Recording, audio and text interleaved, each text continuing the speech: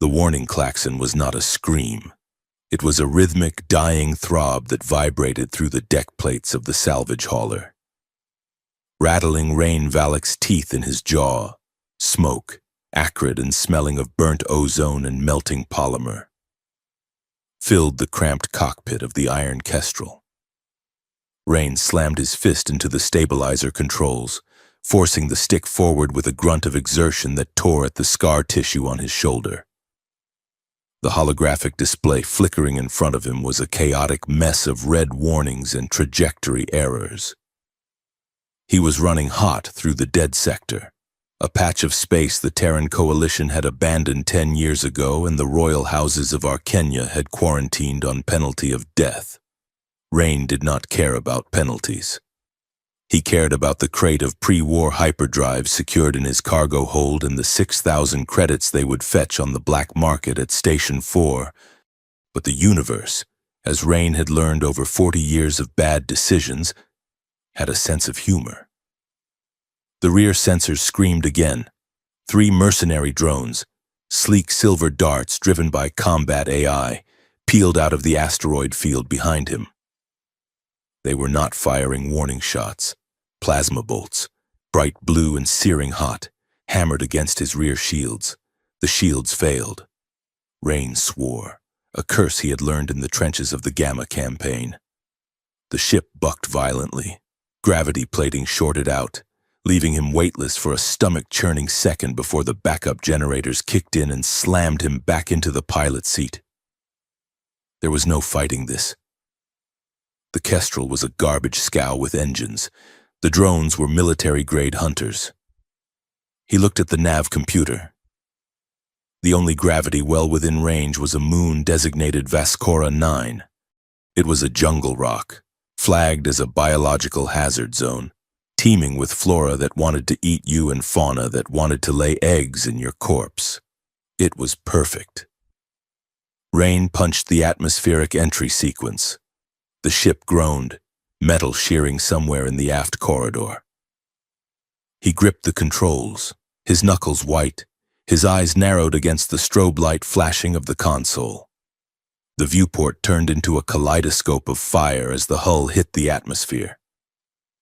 The heat shielding began to strip away, creating a scream of tearing metal that drowned out the klaxons.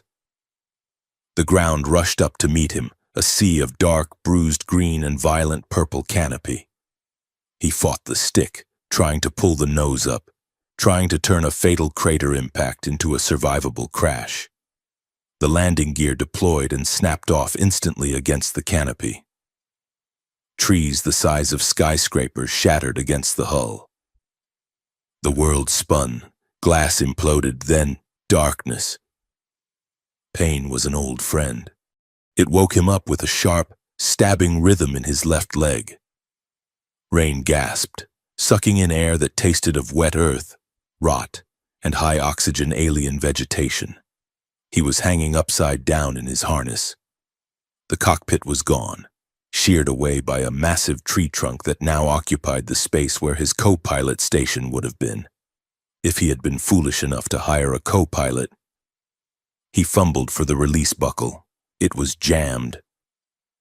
With a growl of frustration, he drew the combat knife strapped to his chest rig and sawed through the webbing.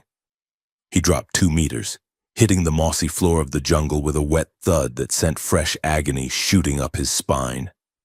He checked himself. 3 broken ribs, a concussion that made his vision swim in nauseating circles. And his left leg was bleeding, a jagged piece of the console casing embedded in his thigh. He gritted his teeth, gripped the metal shard, and ripped it out in one motion. He did not scream. He hissed, the sound sharp and animalistic, and clamped a pressure bandage over the wound. The biofoam hissed as it sealed the flesh, numbing the worst of it. He had to move. The drones would scan the wreckage. If they found a body, they would leave. If they found an empty cockpit, they would switch to thermal hunting protocols. Rain grabbed his kinetic pistol from the debris, checked the charge, half power, and limped out of the shattered remains of the Kestrel. Vascora 9 was a nightmare of humidity. The air was so thick it felt like breathing soup. Massive vines, thick as a man's torso, coiled around the ruins of stone structures that jutted out of the mud. This moon had been inhabited once, centuries ago, before the war, before the coalition, before everything went to hell. Now, it was a graveyard of stone temples consumed by the jungle. He moved through the ruins using the broken pillars for cover. His boots sank into mud that bubbled with foul-smelling gas. Overhead, the sky was a bruised violet, blocked by the dense weave of the canopy. He needed a defensible position, a cave, a basement, anything that would mask his thermal signature. He rounded the corner of a crumbling stone wall, stepping into what looked like an ancient courtyard. In the center stood a fountain that had been dry for 1,000 years, now filled with rainwater and algae. And there, slumped against the fountain's rim, was a figure. Rain froze, weapon raised instantly. It was not a beast. It was not a drone. It was a woman. And even through the mud and the blood soaking her side, she was unmistakably Arcanian. Her skin was the color of twilight, a deep, lustrous violet that seemed to absorb the dim light of the jungle. Her hair was liquid silver, matted with dark blood, falling over armor that looked like it had been forged from spun glass and starlight, royal armor. Broken, scorched, but royal. Rain felt a cold knot of hatred tighten in his stomach. The Arcanians were the enemy. They were the reason he had a synthetic lung. They were the reason his squad was dead on a rock called Centauri 4. He stepped forward, his finger tightening on the trigger. The woman's head snapped up. Her eyes were silver, rimless and terrifyingly intense. They locked onto him, and despite her injuries, there was no fear in them. Only a burning, regal fury. She moved faster than anything wounded should be able to move. One moment she was slumped against the stone. The next, she was a blur of motion. She lunged, a curved energy blade materializing in her hand with a hum of deadly power. Rain fired. The shot went wide, blowing a chunk out of the fountain as she sidestepped with fluid grace. She closed the distance, the blade sweeping up toward his throat. He dropped his pistol and caught her wrist. The impact was jarring. She was strong. Far stronger than a human, her physiology dense and built for war. They crashed into the mud, rolling over the roots and stones, and it was not a duel, it was a brawl. She clawed at his face, her nails sharp enough to draw blood. He slammed an elbow into her injured side, ruthless and desperate. She gasped, a sound of pure pain, but she did not let go of the blade. She brought the hilt down on his temple, dazing him. "Coalition filth," she hissed, her voice a melodic rasp. "Assassin?" "I'm a salvager, you crazy witch," Rain shouted back, driving his shoulder into her chest to create distance. He scrambled back, gasping for air. She tried to rise, to pursue him, but her body finally betrayed her. The blood loss was too great. She took one step, the silver blade trembling in her hand, and then her knees buckled. She collapsed face first into the mud. Rain stood there, chest heaving, rain beginning to drizzle through the canopy. He wiped blood from his brow. His instincts, honed by 20 years of warfare, screamed at him to finish it. She was Arcanian royalty, a highborn. If she was here, she was dangerous. If he walked away, she would hunt him down. He picked up his pistol. He aimed it at the back of her head. She lay still, the silver hair fanning out in the dirt like a fallen star. Rain lowered the gun. He cursed himself, a long, quiet stream of profanity. He was a cynic, a smuggler, and a coward, but he had never executed the wounded. He holstered the weapon and knelt beside her. He turned her over, her face, even smeared with mud and pain, was devastatingly sharp, possessing that terrifying, angular beauty the Arcanians were famous for. You are going to regret this, Valak, he muttered to himself. He scooped her up. She was heavy, dense with muscle and bone. He ignored the screaming protest of his broken ribs and carried her toward the shelter of a ruined temple that loomed in the twilight. The darkness of the temple was cool and smelled of dry stone. Rain set her down on a raised dais, sweeping away the debris of centuries. He began to strip away the damaged sections of her armor. It was bioorganic material, responding to his touch with a subtle, repulsive warmth. Beneath the plating, her wound was ugly, a plasma burn that had cauterized and then torn open again.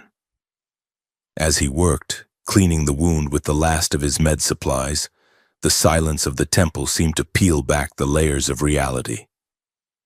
He looked at the intricate crest etched into her breastplate, a twin-headed serpent devouring a sun, the royal house of Virey. The image triggered something, a shift in perception, as if the gravity of her history was bleeding into the air around them. The memory was not his. It was sharp, jagged, and smelled of incense and betrayal. It was a throne room of obsidian and light.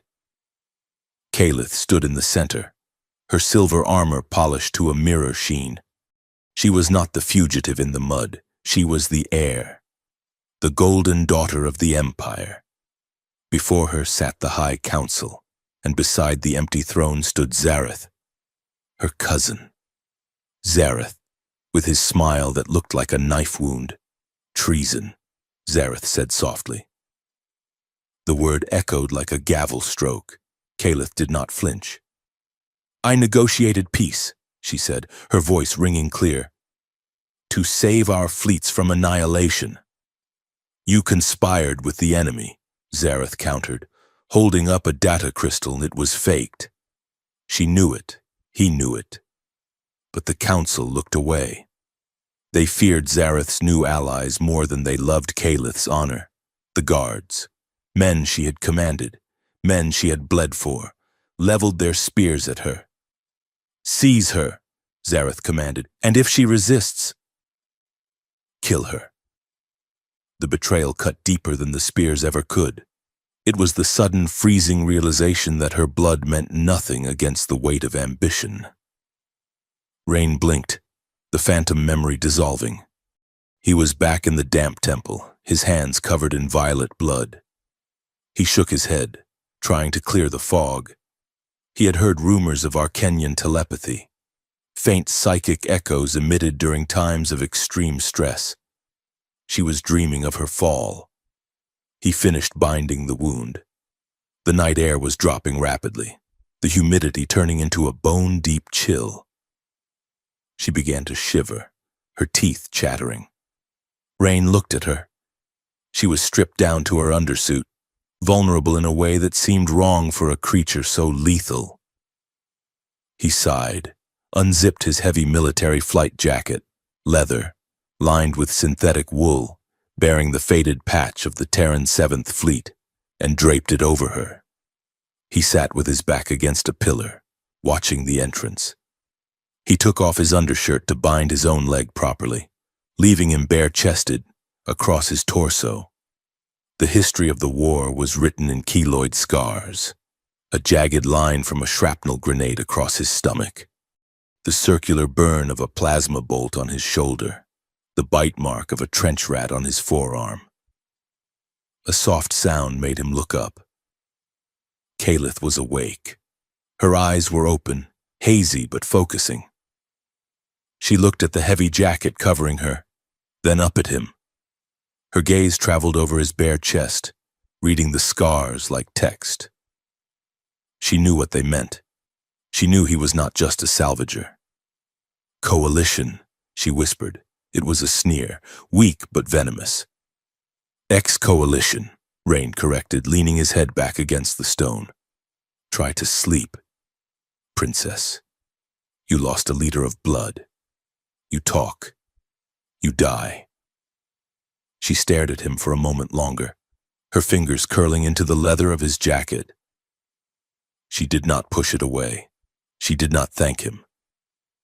She simply closed her eyes, her breathing evening out.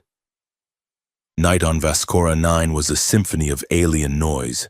Shrieks, chitters, and the low thrum of predatory insects filled the air. Moonlight, fractured and pale, filtered through the cracks in the temple roof, painting the stone floor in shades of gray and black. Rain was dozing, his hand resting on the pistol, when the singing started. It was barely a whisper at first, a low, melodic humming that vibrated in the chest. Kalith was sitting up, the jacket pooling around her waist. She was staring at the moon through a hole in the ceiling, her silver eyes reflecting the light. She began to sing. The words were Arcanian, a language of hard consonants and flowing vowels. Rain did not speak it fluently, but he had heard it over comms channels during the war. It was a slow, mournful tune. It did not sound like a lullaby. It sounded like a march. "What is that?" Rain asked, his voice rough from disuse. Kalith did not look at him. She continued the verse, her voice gaining a little more strength, haunting and clear in the ruin. "It is the Vakthra," she said, breaking the rhythm but not the tone. "The hymn of the final sun. We sing it when the end is certain, to guide the soul to the void, so it does not get lost in the dark." "You're not dying tonight," Rain said flatly. "I am already dead, human," she said, her voice devoid of self-pity, cold as deep space. "My name is erased, my house has fallen. All that remains is the meat." "Well, the meat is shivering," Rain said. "Lie back down." She turned to look at him then. The moonlight caught the sharp planes of her face. For a second he saw not the alien enemy, but a woman who had lost everything he had lost: rank, purpose, home. "Why did you stop?" she asked. "In the courtyard. You had the weapon. You had the cause." "I was tired," Rain lied. "And ammo is expensive." She studied him, searching for the lie, or perhaps the truth. Then, the jungle went silent. The insects stopped chirping. The distant shrieks cut off. The silence was heavy, artificial, and terrifying. Rain moved before his conscious mind registered the threat. He launched himself from the pillar, diving across the gap between them. "Down!" he roared. He slammed into Kalith, driving her back onto the stone dais, covering her body with his own. A split second later, a beam of coherent thermal energy hissed through the air where her head had been. It struck the stone pillar behind them, vaporizing the rock in a shower of molten sparks and superheated dust. The smell of ozone flooded the chamber. "Sniper!" Rain yelled. He scrambled to a crouch, dragging her behind the thick slab of the altar. Another shot punched through the wall, missing his shoulder by inches. It was a drone, a hunter-killer class. It had found them. Kalith was beneath him, breathing hard. Her wound had reopened slightly, a fresh bloom of violet on the bandages. She looked at him, her eyes wide, not with fear but with confusion. He was pressing her into the dust, his heavy body shielding hers, his arm braced over her head. The drone hovered outside, searching for a thermal lock. Rain grabbed a piece of rubble and hurled it toward the opposite entrance. The drone spun, firing at the noise. Rain popped up, leveled his pistol and fired 3 rapid shots into the darkness. He aimed for the sensor array. There was a metallic screech, a spark of blue electricity, and then the heavy thud of the machine crashing into the underbrush. Rain did not relax. He waited 10 seconds, 20. Then he slumped back against the altar, exhaling a breath he didn't know he'd been holding. He looked down. Kalith was staring up at him. They were pressed together in the tight space behind the altar, his chest heaving, his sweat dripping onto her armor. She looked at the smoking hole in the wall, then back at him. Her expression hardened. The confusion vanished, replaced by the icy armor of her caste. That was foolish, she said. You risked your tactical advantage to shield a target.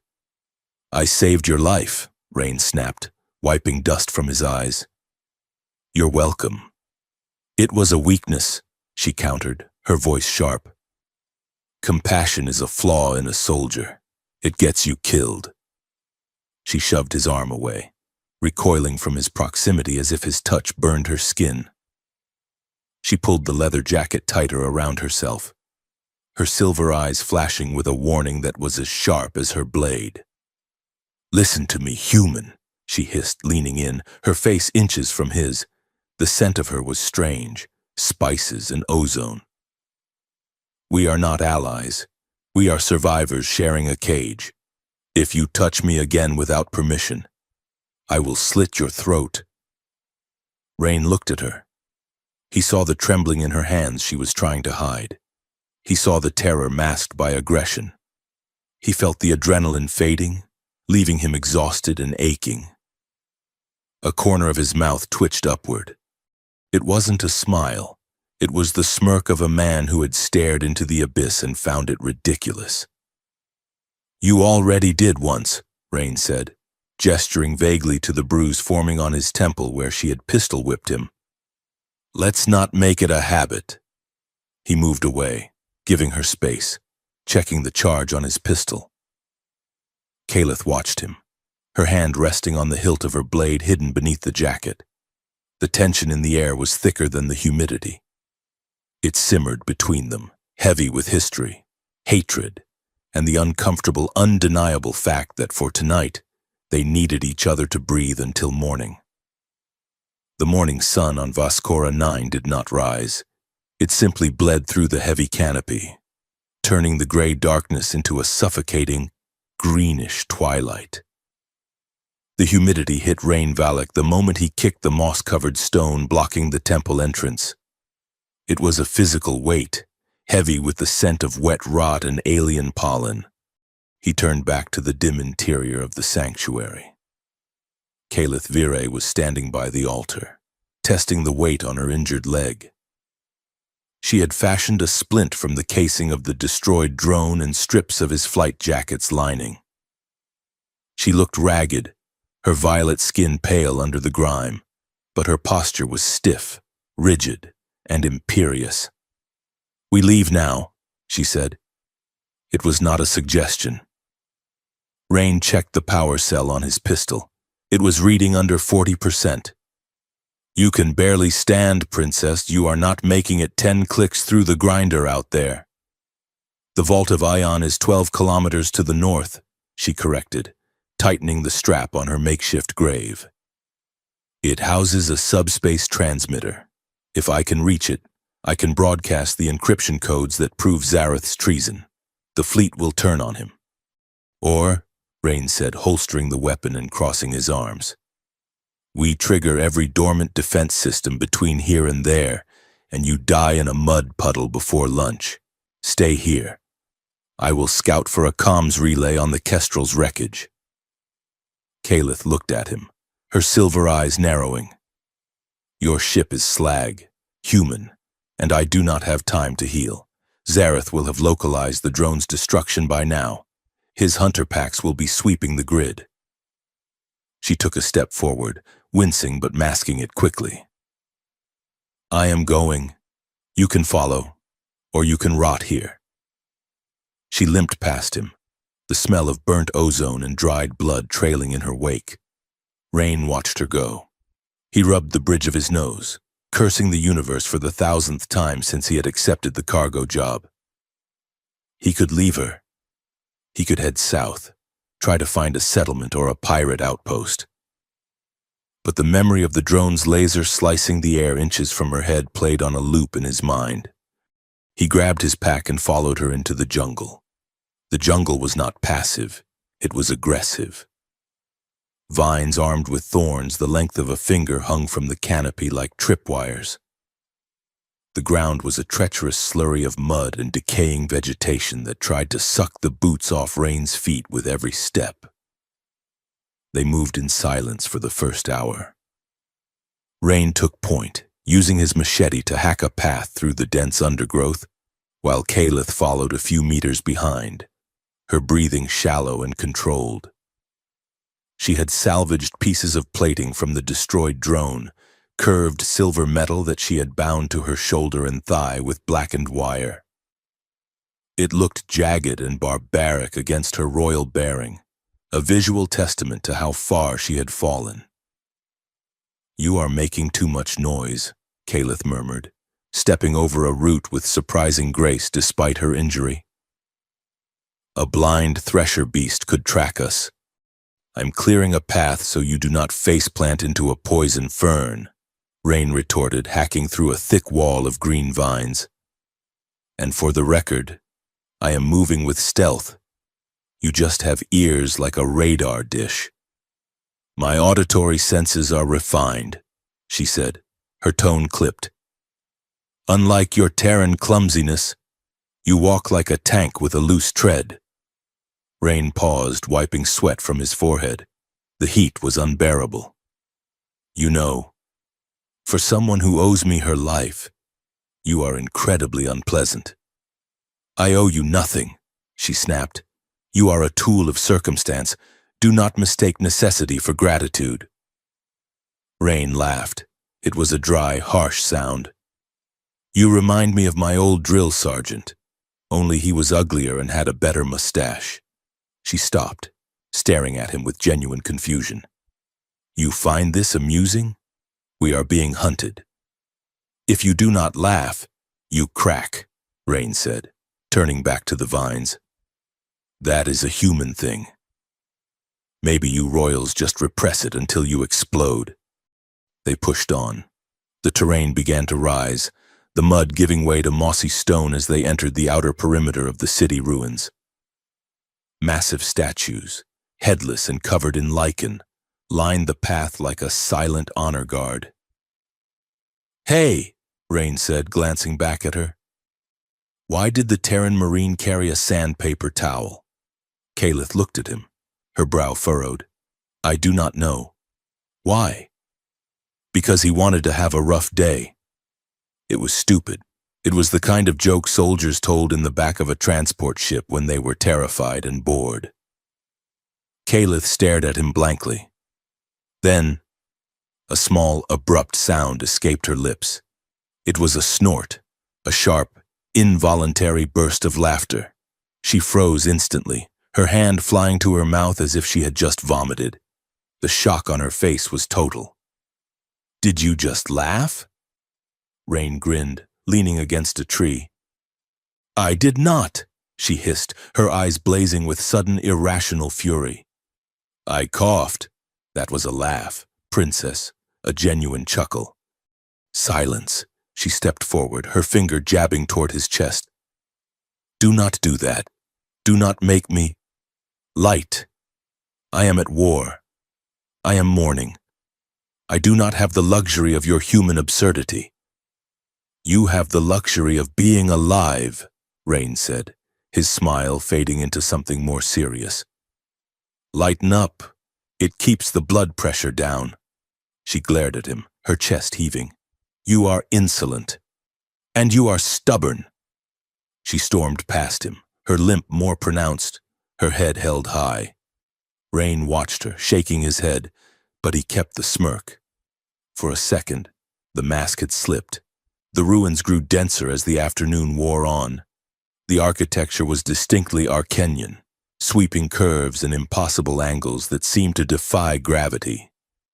But it was dead. The stone was cold, and the energy conduits that should have been humming with power were dark. "We are close to the perimeter grid," Kalith said, her voice low. She was leaning heavily on a makeshift staff she had cut from a sapling. "The vault is beneath the central plaza.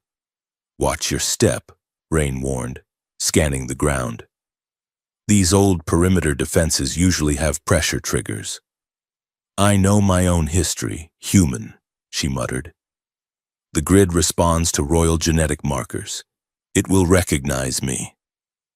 She stepped onto a wide, circular platform paved with white stone. In the center stood a metallic obelisk covered in dormant glyphs. "Calith." "Wait," Rain said, sensing something wrong in the static charge of the air. "It is safe," she said, reaching out to touch the obelisk. "I command you to—" The ground beneath her vanished. It was not a pit. It was a gravity well. A localized distortion field slammed down with the force of a hydraulic press. Calith screamed as she was forced to her knees, the air shimmering around her as the ancient trap tried to crush her into the pavement. "Calith!" Rain shouted. He didn't think so. He lunged into the field. The gravity hit him like a physical blow, driving the air from his lungs. His knees slammed into the stone. It felt like he was carrying the entire jungle on his shoulders. He gritted his teeth, blood rushing to his head, and crawled toward her. She was flattened against the stone, her armor creaking under the stress. Blood was trickling from her nose. She couldn't breathe. Rain reached her. He grabbed the back of her breastplate and hauled upward, screaming with effort. His synthetic lung whirred frantically, trying to oxygenate his blood against the crushing pressure. "Move!" he roared, dragging her. He threw his weight backward, pulling them both out of the circle just as the field intensified with a bone-shattering crack. They tumbled onto the dirt, tangled together. Rain gasped, coughing violently, his chest burning. Calith lay beside him, trembling uncontrollably. The trap had nearly crushed her injured ribs. He scrambled over to her. "Breathe. Come on. Breathe." He pulled her into a sitting position, his hands gripping her shoulders to steady her. She was shaking so hard her teeth clicked together. Her eyes were wide and unfocused, terror warring with pain. I, she stammered, clutching at his arms. Her arrogance was gone, stripped away by the sheer mechanical violence of the trap. "I have you," Rain said, his voice rough. "I have you. You are all right." He held her there, on the edge of the ruins, while the ancient machine hummed and deactivated behind them. She leaned her forehead against his chest, just for a moment, her fingers digging into his skin. He could feel the rapid hummingbird beat of her heart against his own. It wasn't romantic. It was the desperate, tactile need of one living thing holding on to another in the face of death. "The codes," she whispered, her voice breaking. "They locked me out. Zareth changed the ciphers. We will find another way," Rain said, his hand resting instinctively on the back of her neck, grounding her. "We always find another way." They found the hot spring an hour later, hidden in a subterranean grotto beneath a collapsed library. The water bubbled up from a thermal vent deep within the moon's crust, filling a natural basin of quartz and limestone. Steam curled in the air, warm and smelling of sulfur and minerals. It was a stark, peaceful contrast to the violence of the surface. Calith slid down the rocky embankment, staring at the water with a look of longing that bordered on pain. She was caked in mud, dried blood, and the grime of the gravity trap. "I need this," she said softly. Then she turned to Rain, her face hardening again. "Turn around." Rain raised an eyebrow. "Princess, if a cave crawler comes out of that water, you are going to want me watching." "Turn around, Valak," she commanded, her voice brooking no argument. "I will not suffer the indignity of being stared at while I cleanse my wounds." Rain sighed and turned his back, sitting on a flat rock near the entrance of the grotto. He pulled his pistol and began to strip it for cleaning, giving her the illusion of privacy. "All clear," he muttered. He heard the rustle of the armor being unclasped, the heavy thud of boots hitting the stone, and then the soft splash of water. A long sigh echoed through the cave, a sound of pure, unadulterated relief. Rain focused on the weapon in his hands, checking the firing pin. But the cave was small, and the acoustics were treacherous. The sound of the water lapping against the stone was hypnotic. He glanced up. He didn't mean to. It was a reflex, checking the perimeter. His gaze caught the reflection in a pool of condensation on the cave wall opposite him. She was waist-deep in the steaming water.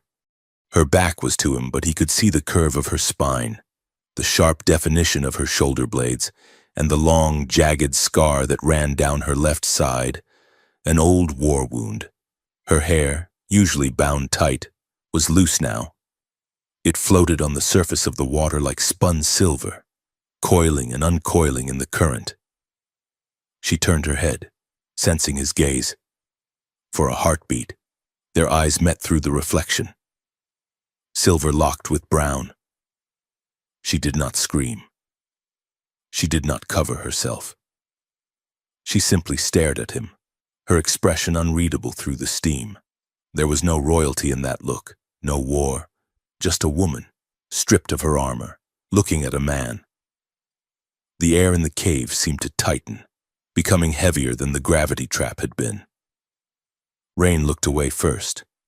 He cleared his throat, his heart hammering a strange rhythm against his ribs. "Water warm?" he asked, his voice sounding too loud in the quiet.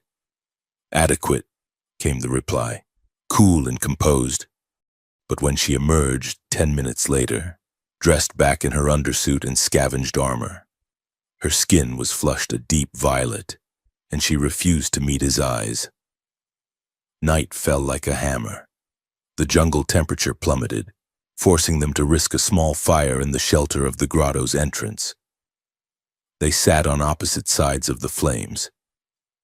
Caliph was cleaning her blade, the rhythmic shh, shh of the whetstone filling the silence. Rain was eating a nutrient bar that tasted like chalk and sadness. "You have scars," Caliph said suddenly. She didn't look up from the blade. "On your back. I saw them when you fixed your shirt earlier." "Hazards of the trade," Rain said, chewing slowly. "Those are plasma burns from a heavy repeater," she said. "And the brand on your shoulder.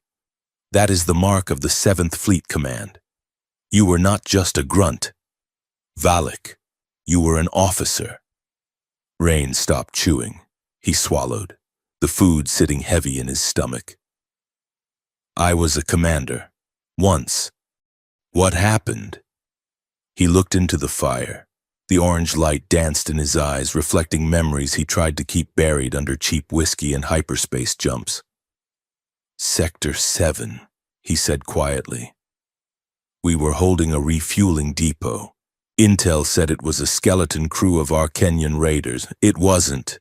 It was a Royal Vanguard battalion." Caliph paused, her sharpening. She knew what the Vanguard was. They were butchers. "We were outgunned 10-1, Rain continued. "My orders were to hold the line until reinforcements arrived, but the colony transport ships were still in orbit, fueling. If we held the line, the battle would spill over into the civilian docks. They would have been crossfire." He took a breath. "So I ordered a retreat. We pulled back to the perimeter, drew the Vanguard away from the transports. The civilians got away. All 5,000 of them." "And your squad?" Caliph asked softly. "We got caught in the open," Rain said. "My rear guard was wiped out. 30 men and women, good soldiers. I took a plasma bolt to the lung carrying my comms officer. He died in my arms." He looked at her then. "High Command court-martialed me. Said I disobeyed a direct order to hold the asset. They stripped my rank, discharged me. The press called me the coward of Sector 7 because I ran." The silence stretched between them. "You saved 5,000 innocents," Caliph said. "That is not cowardice. That is strategy." "It doesn't feel like strategy when you are writing letters to 30 families, Rain muttered. He looked at her, deflecting the attention. "What about you?" Princess, you have ghosts. I heard you in your sleep. Calith went still. She set the blade down gently on the stone. I was betrothed, she said. Her voice was distant, hollow. Lord Varric, he was kind. He liked poetry and despised the blade. A rare thing in our court. She stared at her hands. When the coup started, when Zareth made his move, Varric was with him. He wasn't a traitor, not in his heart. He was just afraid. Zareth promised him that if he surrendered me, we would both be spared, exiled, but alive. She looked up, and her eyes were wet, shimmering like mercury. He cornered me in the gardens. He had the suppression cuffs, and he begged me, Rain. He was weeping. He said, Please, Calith, do not fight them. Just live. Be with me and live. What did you do? Rain whispered, though he already knew. I drove my dagger through his heart, she said. The words fell like stones. Because a cage is not a life, and because the moment he knelt to Zareth, he was already dead. I kissed him as he died. I told him I loved him. And then I ran. The fire popped, sending a shower of sparks into the air. Rain stared at her.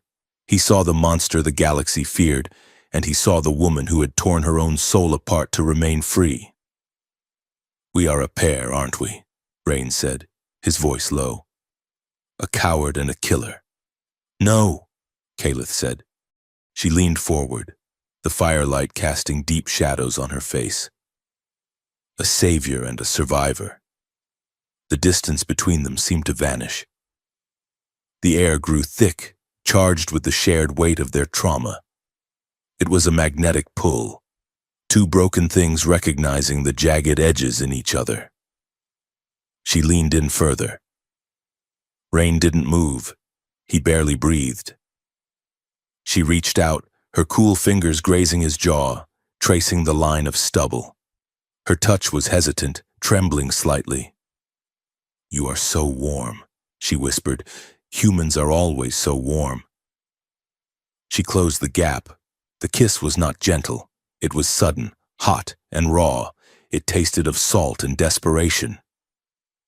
Calith kissed him like she fought, with intensity, with a hunger that had been starving in the dark.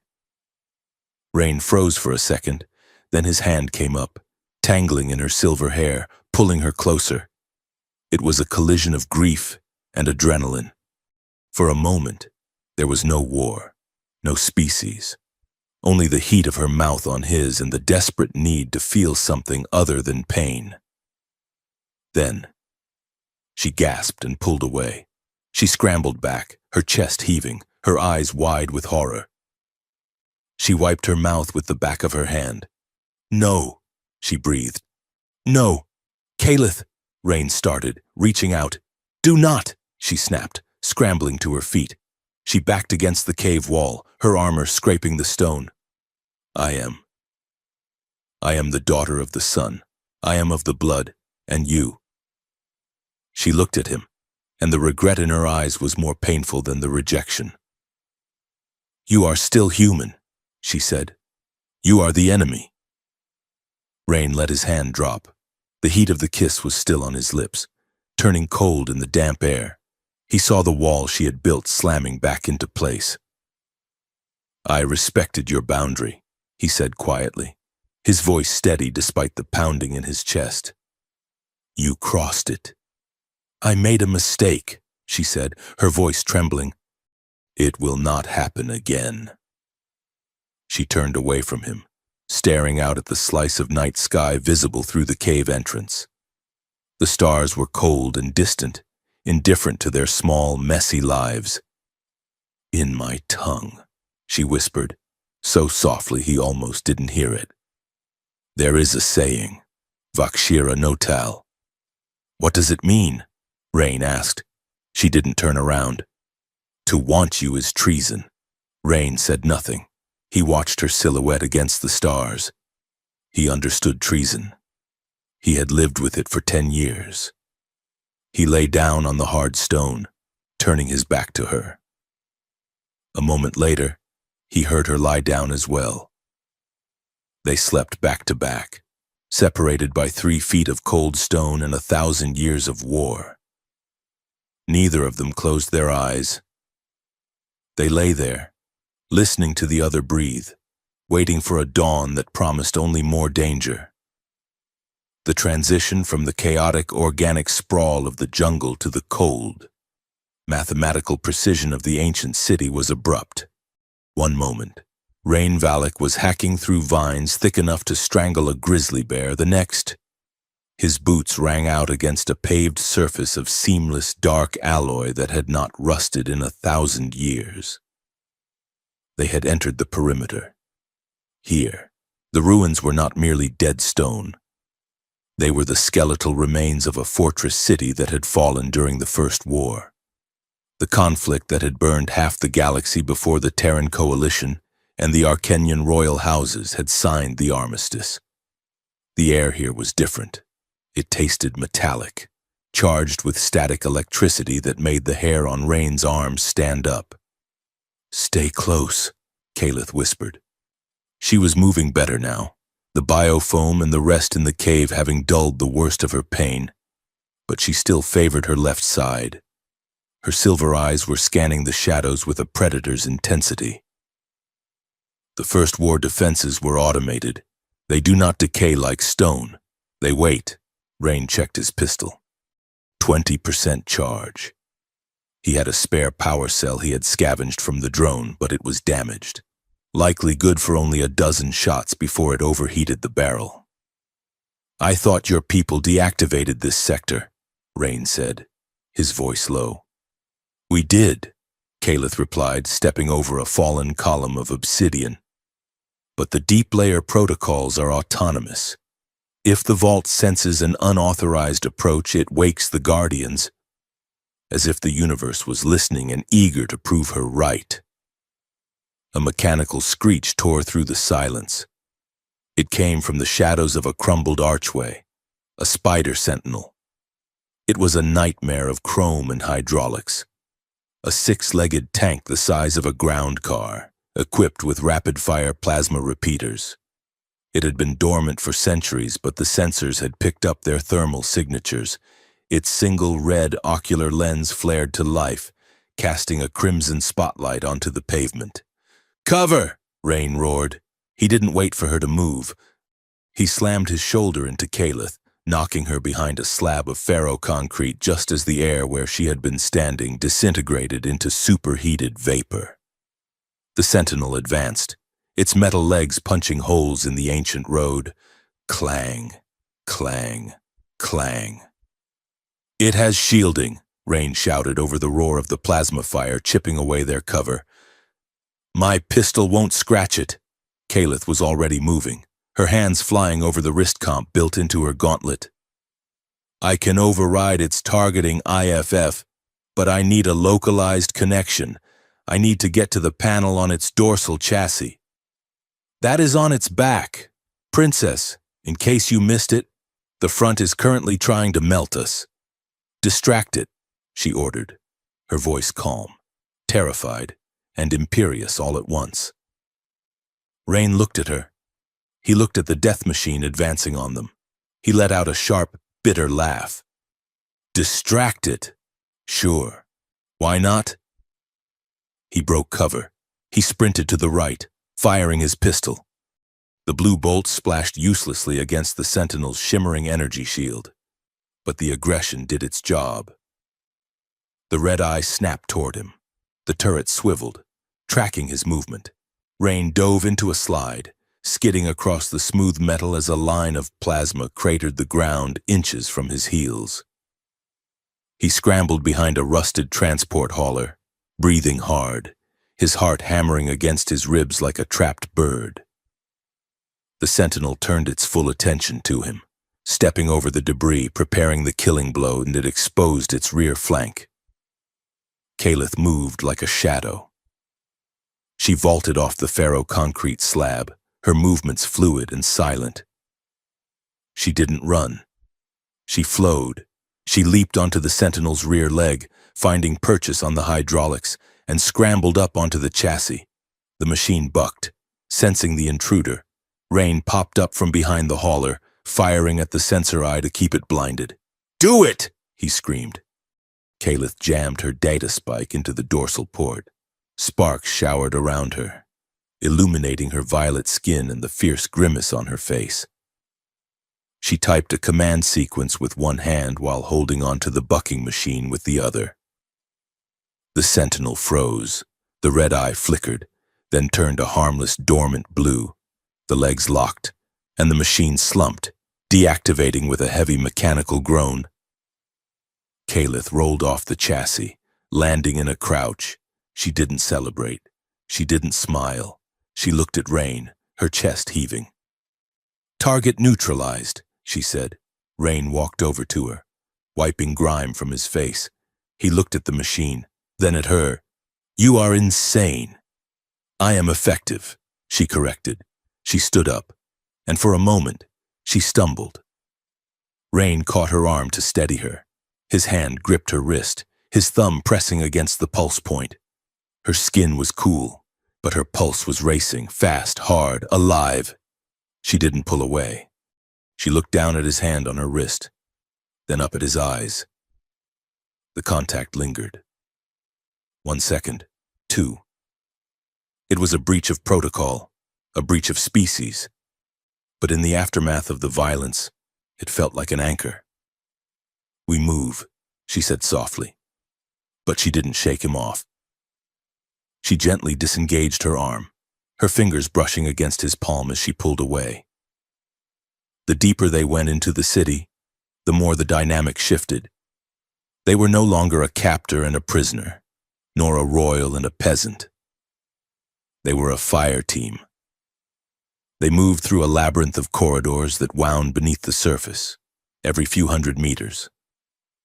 Another defense system would trigger, ceiling turrets, pressure plates, gas vents. They fell into a rhythm, a brutal, unspoken synchronization. When a corridor narrowed, Rain took point, his bulk shielding her. When a locked blast door blocked their path, Kalith bypassed the encryption while Rain watched their six. She didn't need to ask him to cover her. He was already there. He didn't need to ask her to translate the warning glyphs. She was already whispering the path. It was the kind of trust that usually took years to build, forged in hours by the absolute necessity of survival. They reached a checkpoint, a quiet chamber lined with glowing blue glyphs that pulsed with a low, rhythmic hum. It was a data archive, a repository of Arcanian history left to gather dust in the dark. "We can rest here," Kalith said, leaning against a console. "The active sensors do not scan the archives. It is considered hallowed ground." Rain slid down the wall, sitting on the floor to stretch his leg. The pain was a dull roar now, constant and exhausting. "How much further?" 2 kilometers, she said. "The vault is directly beneath the citadel." She turned to the console, her fingers tracing the glyphs floating in the air. The light cast strange shadows on her face, making her look younger. Less like a weapon and more like the woman she might have been if the war hadn't claimed her. "Why did they do it?" Rain asked suddenly. Kalith didn't turn. "Who?" "Your cousin. The Council. Why restart a war? The Coalition has twice the fleet strength you do. We have industrial capacity. If Zareth attacks, he is not starting a conquest. He is starting a suicide pact." Kalith went silent. Her finger stopped on a glyph that represented unity. "It was not just Zareth," she said, her voice quiet, hollow. "He is ambitious, yes, but he is a coward. He would never risk the royal fleet unless he knew the outcome was guaranteed." She turned to face Rain, the blue light reflected in her silver eyes, making them look like shards of ice. "The coup was funded," she said. "Zareth had backers, powerful ones. They provided the codes to jam our internal sensors." They provided the credits to bribe the High Guard. Who? Rain asked, dread coiling in his stomach. A faction within the Terran coalition, she said. Ex-generals, industrialists, men who lost power when the peace was signed. They want the war back. Rain, war makes them rich. Peace makes them obsolete. Rain stood up slowly, ignoring the pain in his leg. That is impossible. The Coalition High Command is strictly monitored. We purged the warmongers 10 years ago. Did you? Kaleth reached into her belt and pulled out a small data chip she had taken from the Sentinel. She slotted it into the console. A holographic projection flared to life in the center of the room. It was a recording of a secret comms channel, dated 3 months ago. Rain saw Zareth, looking smug and sharp, and opposite him, in a grainy blue projection, was a human. Rain felt the blood drain from his face. The room seemed to tilt. The human was older now, his hair white, his face lined with age, but the eyes were the same. Steel gray, uncompromising. It was General Marcus Halloway. No, Rain whispered. You know him, Kaleth said. It wasn't a question. He was my commanding officer at the academy. Rain stammered, his voice sounding far away. He taught me tactics. He pinned the silver star on my chest.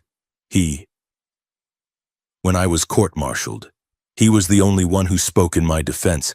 He said I was a man of honor. He is the architect of your destruction, Kaleth said ruthlessly. He and Zareth have a deal. Zareth purges the royal house and instigates a border skirmish. Halloway uses the attack to seize emergency powers in the Coalition Senate. They get their war, we get the graves. Rain stared at the hologram. Halloway was smiling, a cold, predatory smile Rain had never seen directed at anything but the enemy. I trusted him, Rain said. The betrayal hit him harder than the crash. It felt like a physical blow to the gut. I ordered men to their deaths because I believed in the chain of command. I believed in men like him. Belief is a luxury, Kaleth said, stepping closer. Now you see the truth. We are not soldiers to them. Rain, we are ammunition, spent and discarded. Rain looked at her, the anger that had been simmering in him for 10 years, the cynicism, the self-loathing. It all crystallized into a sharp, blinding point of clarity. Before he could speak, the chamber shook. A heavy boom echoed from the corridor they had just left. Then another, closer. They found us, Kaleth hissed. Zareth's death squads. Go, Rain said, his voice ragged. He drew his pistol. We need that vault. They ran. The escape was a blur of noise and terror. They burst out of the archive just as a squad of Arkenian shock troopers turned the corner. Plasma fire erupted, filling the corridor with blinding light. Rain fired blindly, suppressing them, while Kaleth threw a gravity grenade she had looted from the trap earlier. The explosion collapsed the ceiling behind them, sealing the corridor in a cloud of dust and rubble. They sprinted through the service tunnels, scrambling over pipes and conduits, the sound of pursuit echoing through the walls. They didn't stop until they reached a heavy maintenance airlock. Rain slammed the manual lock, spinning the wheel until the seals engaged with a hiss of pressurized air. He slumped against the door, gasping for breath, his chest burning. Kaleth was opposite him, sliding down the wall, her armor scraped and battered. The adrenaline was coursing through them, a chemical tidal wave. They were alive. They were trapped. They were furious. Rain looked at her. He saw the dust on her eyelashes, the way her chest rose and fell, the fierce, wild light in her eyes. He didn't think so. He pushed off the door and crossed the small space in 2 strides. Kaleth met him halfway. It wasn't a romance novel kiss. It was a collision. Her hands grabbed the lapels of his flight jacket, yanking him down, his hands tangled in her silver hair, pulling her head back. Their mouths met with a force that split Rain's lip. It was messy. It was desperate. It was the physical manifestation of the hatred they felt for the galaxy that had used them, and the terrifying magnetic pull of the only other person in the universe who understood. She groaned, a low sound in her throat, and shoved him back against the wall. Her hands were frantic, tearing at the buckles of his chest rig, trying to get skin against skin. Rain gripped her waist, lifting her slightly, pressing her into the metal. "I hate you," she gasped against his mouth, biting his lower lip. "I hate everything you are." "Good," Rain growled, his hands finding the clasps of her armor, ripping the pauldrons loose. "Hate me." They tore at each other's armor like they were trying to claw their way out of their own skin. There was no gentleness here. It was a purge, a frantic need to feel something real, something undeniable, in a world of lies and holograms. For a few minutes there was no war. There was only the heat of her body, the friction of skin, the taste of blood and sweat. It was an exorcism of grief. And then, as quickly as the storm had broken, it passed. Kaleth pulled back, gasping, her forehead resting against his. Her pupils were blown wide, swallowing the silver irises. She was trembling, her hands gripping his biceps so hard her nails dug in. She pushed him away. She stumbled back, her chest heaving. She looked down at herself, armor undone, undersuit disheveled, and then up at him. The vulnerability in her eyes was instantly replaced by a wall of ice. "You," she whispered, her voice shaking. She adjusted her armor, snapping the clasps back into place with trembling fingers. She wouldn't look at him. "You are not my equal," she said. The words were meant to be a weapon, a way to reassert the distance, to rebuild the hierarchy that kept her safe. But her voice lacked the bite. It sounded like a plea. Rain stood against the wall, wiping the blood from his split lip. He watched her. He didn't feel ashamed. He felt stripped raw. "I never wanted to be," Rain said softly. "Just real." The words hung in the damp air. Kaleth froze. She looked at him then, and for a second, the mask crumbled completely. She looked like a frightened child standing in the ruins of her life. She turned away sharply. "We are close. The vault is through this hatch." She finished securing her armor. Rain saw her hands shaking. She clenched them into fists to stop it, took a deep breath, and opened the inner door. The Vault of Ion was a cathedral of technology. The ceiling vanished into darkness hundreds of meters above. In the center of the vast circular chamber stood a single column of light, the interface. It was beautiful. It was silent. It was the hope of a dying house.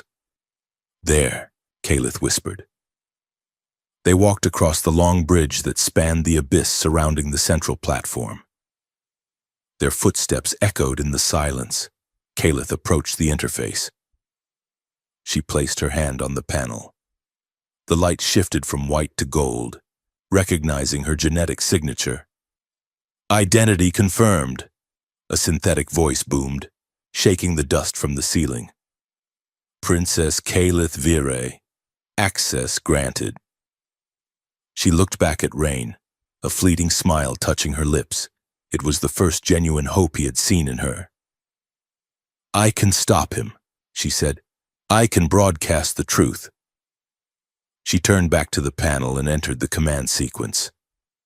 The column of light pulsed, but instead of the blue clarity of the communication array, the room was suddenly bathed in a harsh, pulsing crimson light. "Warning, security breach detected." The voice changed. It wasn't ancient AI anymore. It was a recording. "Hello, cousin." Zareth's voice echoed through the vast chamber, amplified to a godlike volume.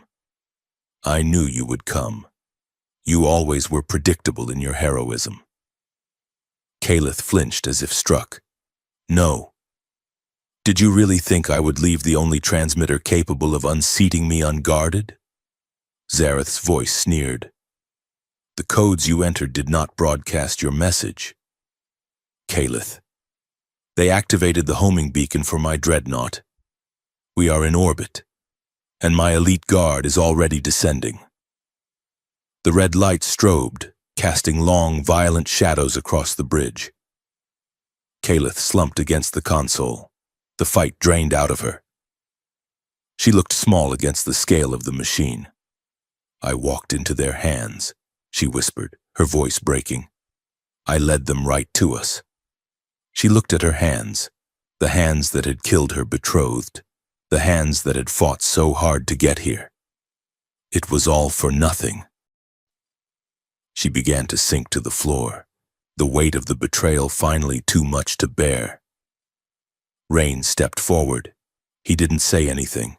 He didn't offer false hope. He didn't tell her it would be okay. He knew it wouldn't be. The dreadnought was above them, and the assassins were coming, and they were going to die here. He reached out and took her hand. His hand was rough, scarred, and human. Hers was elegant, violet, and royal. Kalith looked at their joined hands. She looked up at his face. She searched for the "I told you so," or the fear, or the blame. She found none of it. She found only a steady, silent presence. For the first time since he had pulled her from the mud, she did not pull away. She gripped his hand back, squeezing it tight, her nails digging into his palm. "Stand up, Kalith," Rain said quietly. "If we burn standing." She took a shuddering breath. She nodded, and she stood, hand in hand. The human veteran and the alien princess turned to face the heavy blast doors of the vault entrance, as the sound of cutting lasers began to chew through the metal from the other side. The blast doors of the Vault of Ion did not simply open, they dissolved.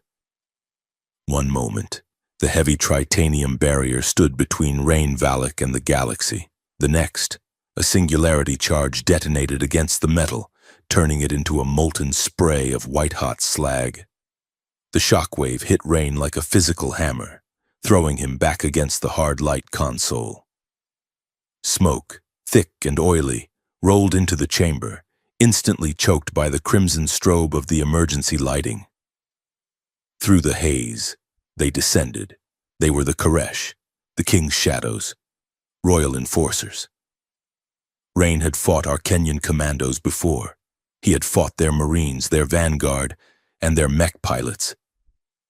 But he had never seen this. There were 4 of them. They dropped from the breached ceiling on gravity tethers, landing with absolute, terrifying silence. They wore living armor, biosynthetic carapaces that shifted and rippled like oil on water, adapting to the light, turning them into semi-translucent ghosts.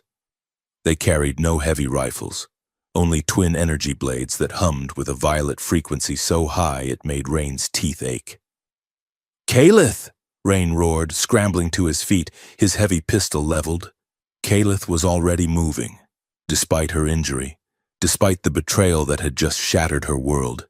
The sight of the enforcers triggered a lifetime of combat conditioning. She drew her blade, the silver metal catching the red warning lights. "Zareth sent the shadows," she hissed, her voice trembling not with fear but with recognition. "He means to leave no scraps." The first enforcer lunged. It was a blur of motion faster than human eyes could track. Rain fired instinctively, the blue plasma bolts of his pistol exploding against the enforcer's kinetic shielding. The figure didn't even slow down. It ghosted through the smoke, the twin blades sweeping toward Kalith's neck. She parried. The sound of energy meeting metal was a shriek that tore through the vault. She twisted, using the enforcer's momentum to throw him into a pillar, but the living armor absorbed the impact, tentacles of black matter lashing out to grip the stone and stabilize him instantly. "Formation!" Rain shouted, stepping into the fray. He abandoned precision. He switched his pistol to overcharge mode and unleashed a barrage of suppressive fire, forcing two of the assassins to break their charge. "Back to back!" Kaleth commanded, stumbling as her injured leg buckled. Rain caught her, swinging his body around to shield her flank. They slammed together, armor against armor, a two-person fortress in a sea of red light and smoke. "They are synchronized," Rain grunted, firing a shot that took an enforcer in the shoulder, spinning him around. "They share a sensory link. Watch your low guard." "I know how they fight, human," Kaleth snapped, ducking under a decapitating strike and thrusting her blade into the attacker's midsection. "I trained them." The battle became a storm. It was not the clumsy, desperate brawl of the jungle. This was a dance of death in a cathedral of technology. Rain was the hammer, brutal, loud, using his heavy kinetic force to shatter shields and break bones. Kaleth was the scalpel, weaving through the gaps he created, striking at vital points, moving with a fluidity that defied physics. For a moment, just a moment, they were winning. Rain pistol-whipped an enforcer, shattering its visor, and kicked it into the abyss of the generator shaft. Kaleth severed the arm of another, spinning in a pirouette of violet blood. But they were tired. They were wounded. And the enforcers were fresh. The leader of the squad, a towering figure in obsidian armor, materialized from the smoke directly in front of Rain. Rain raised his weapon, but the enforcer was too fast. A heavy gauntlet slammed into Rain's chest, cracking the ceramic plate and sending him flying across the bridge. He hit the railing hard, his pistol skittering away. "Rain!" Kaleth screamed. She turned, distracted for a fraction of a second. That was all it took. The leader lunged, not at Rain, but at her. A serrated energy blade drove forward. Kaleth tried to twist away, but her injured leg failed her. The blade did not pierce her heart. It caught her in the side, just below the ribs, shearing through her scavenged armor and sinking deep into the flesh. The sound she made was not a scream. It was a sharp, sudden gasp, as if the air had been stolen from the entire room. The enforcer ripped the blade free, blood spraying in a dark, horrific arc across the pristine white floor of the vault. Kaleth crumpled. "No!" Rain bellowed. The rage that exploded in him was blinding. It was the same rage that had kept him alive on Centauri 4. The berserker state of a man with nothing left to lose. He didn't reach for his pistol. He reached for the demolition charge on his belt, the one he had saved for the vault door. He primed it and hurled it, not at the enforcers, but at the coolant pipes running along the ceiling above them. "Down!" He dove toward Kaleth, covering her body with his own. The charge detonated. A torrent of superheated liquid nitrogen and pressurized steam exploded downward. The thermal shock blinded the enforcers' living armor, their biosuits shrieking as the extreme cold met the hot atmosphere. Chaos swallowed the bridge. Rain didn't wait to see the damage. He scooped Kaleth up in his arms. She was dead weight, limp and terrifyingly light. Blood was soaking into his flight jacket, hot and sticky. "Stay with me," he growled, sprinting toward the service maintenance hatch he had spotted earlier. "You do not get to die here, princess. That is an order." He kicked the hatch open and dragged them both into the darkness of the lower maintenance tunnels, leaving the screaming steam and the confused assassins behind. The sanctuary was not a temple. It was a forgotten technician's quarters, buried deep in the infrastructure of the city. It was small, dusty, and smelled of stale air and copper. Rain kicked the door shut and jammed a metal pipe through the handle to bar it. He scanned the room, a metal cot, a rusted locker, and a flickering light strip. He laid Kaleth on the cot, The silence that followed the battle was heavy, broken only by her ragged, wet breathing. Rain stripped off his gloves, his hands shaking with adrenaline. He tore open the undersuit at her side to assess the wound. It was bad. The energy blade had cauterized the entry but torn the internal tissue. She was bleeding internally, and the toxin coating the blade was already turning the veins around the wound a sickly black web.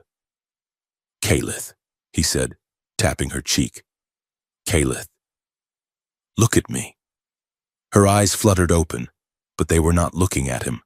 They were looking through him. The silver irises were blown wide, swimming in a haze of shock and poison. "Varric," she whispered. Rain froze. "No, it's Rain." She reached up, her blood-stained hand trembling as it touched his face. She traced the scar on his jaw. "Varric, you came back." She smiled, a weak, heartbreaking expression of pure relief. I thought I killed you. I saw the light leave your eyes." "Kalith, listen to me," Rain said, his voice rough. He was digging through his medkit, finding the emergency cauterization paste and the biostimulant. "I need to treat this. It is going to hurt. It is going to hurt like hell." She didn't hear him.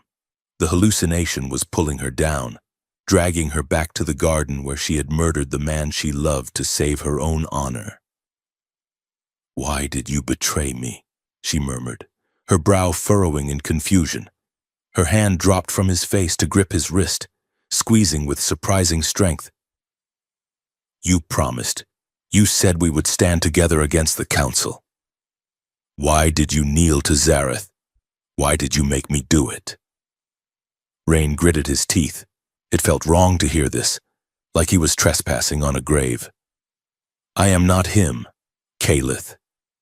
"You look like him," she whispered, tears leaking from the corners of her eyes, cutting tracks through the grime on her violet skin. "You have his sadness. You have his eyes." She began to thrash, the pain of the wound fighting with the delusion. "Do not touch me. You are a traitor. You sold us to the monsters. Hold still." Rain pinned her shoulders to the cot with one arm. He uncapped the cauterization slave. It was a chemical compound designed for hull breaches, repurposed for battlefield medicine. It burned hotter than fire. "I am sorry," he said. He pressed the paste into the open wound. Kalith screamed. It was a raw, animal sound that tore at Rain's soul. Her back arched off the cot, her muscles seizing. She fought him, clawing at his chest, her nails tearing through his shirt, drawing blood. "Varric, no, no!" Rain held her down, absorbing her blows, his own eyes burning. He held the compress until the hissing stopped, until the smell of ozone and burnt flesh filled the small room. She collapsed back onto the mattress, sobbing. The fight had drained out of her, leaving only a small, broken thing shivering in the dark. Rain stepped back, breathing hard. He wiped the sweat from his eyes. He checked the dressing. The bleeding had stopped. The toxin was neutralized, or at least slowed. He pulled a thermal blanket from the locker, ancient, moth-eaten, but warm, and draped it over her. She was still crying in her sleep, low whimpering sounds that sounded nothing like a warrior and everything like a girl who had lost her way. Rain sat on the floor, his back against the barred door, his pistol in his lap. He didn't sleep. He watched her chest rise and fall. He watched the demons chase her through her dreams.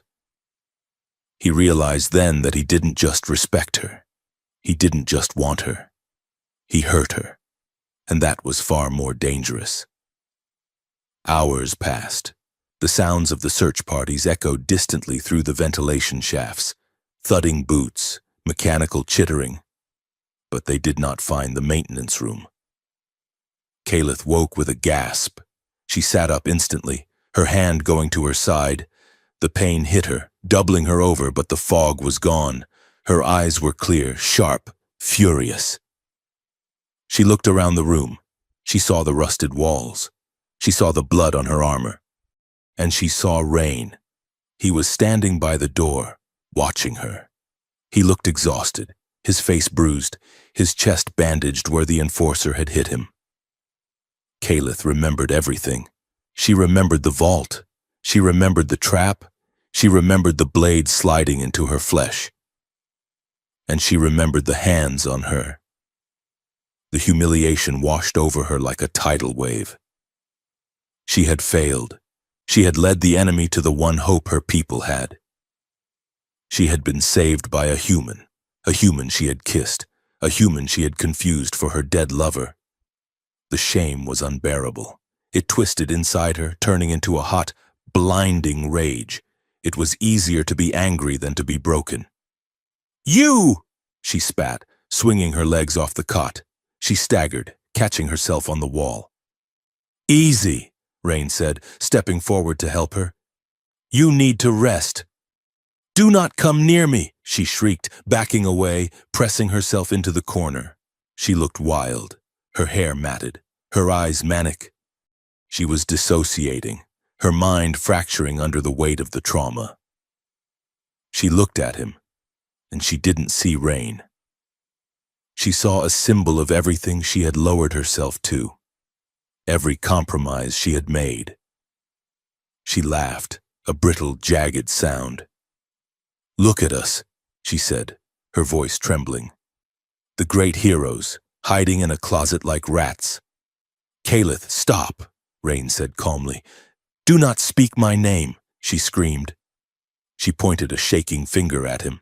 She was trembling violently, tears streaming down her face again, but her chin was lifted in that imperious, defiant angle of the royal house. She took a breath, and the words tore out of her throat, a mixture of poetry and venom, a desperate attempt to reclaim some scrap of dignity by rejecting him. "Bleeding and betrayed," Alien Princess cried.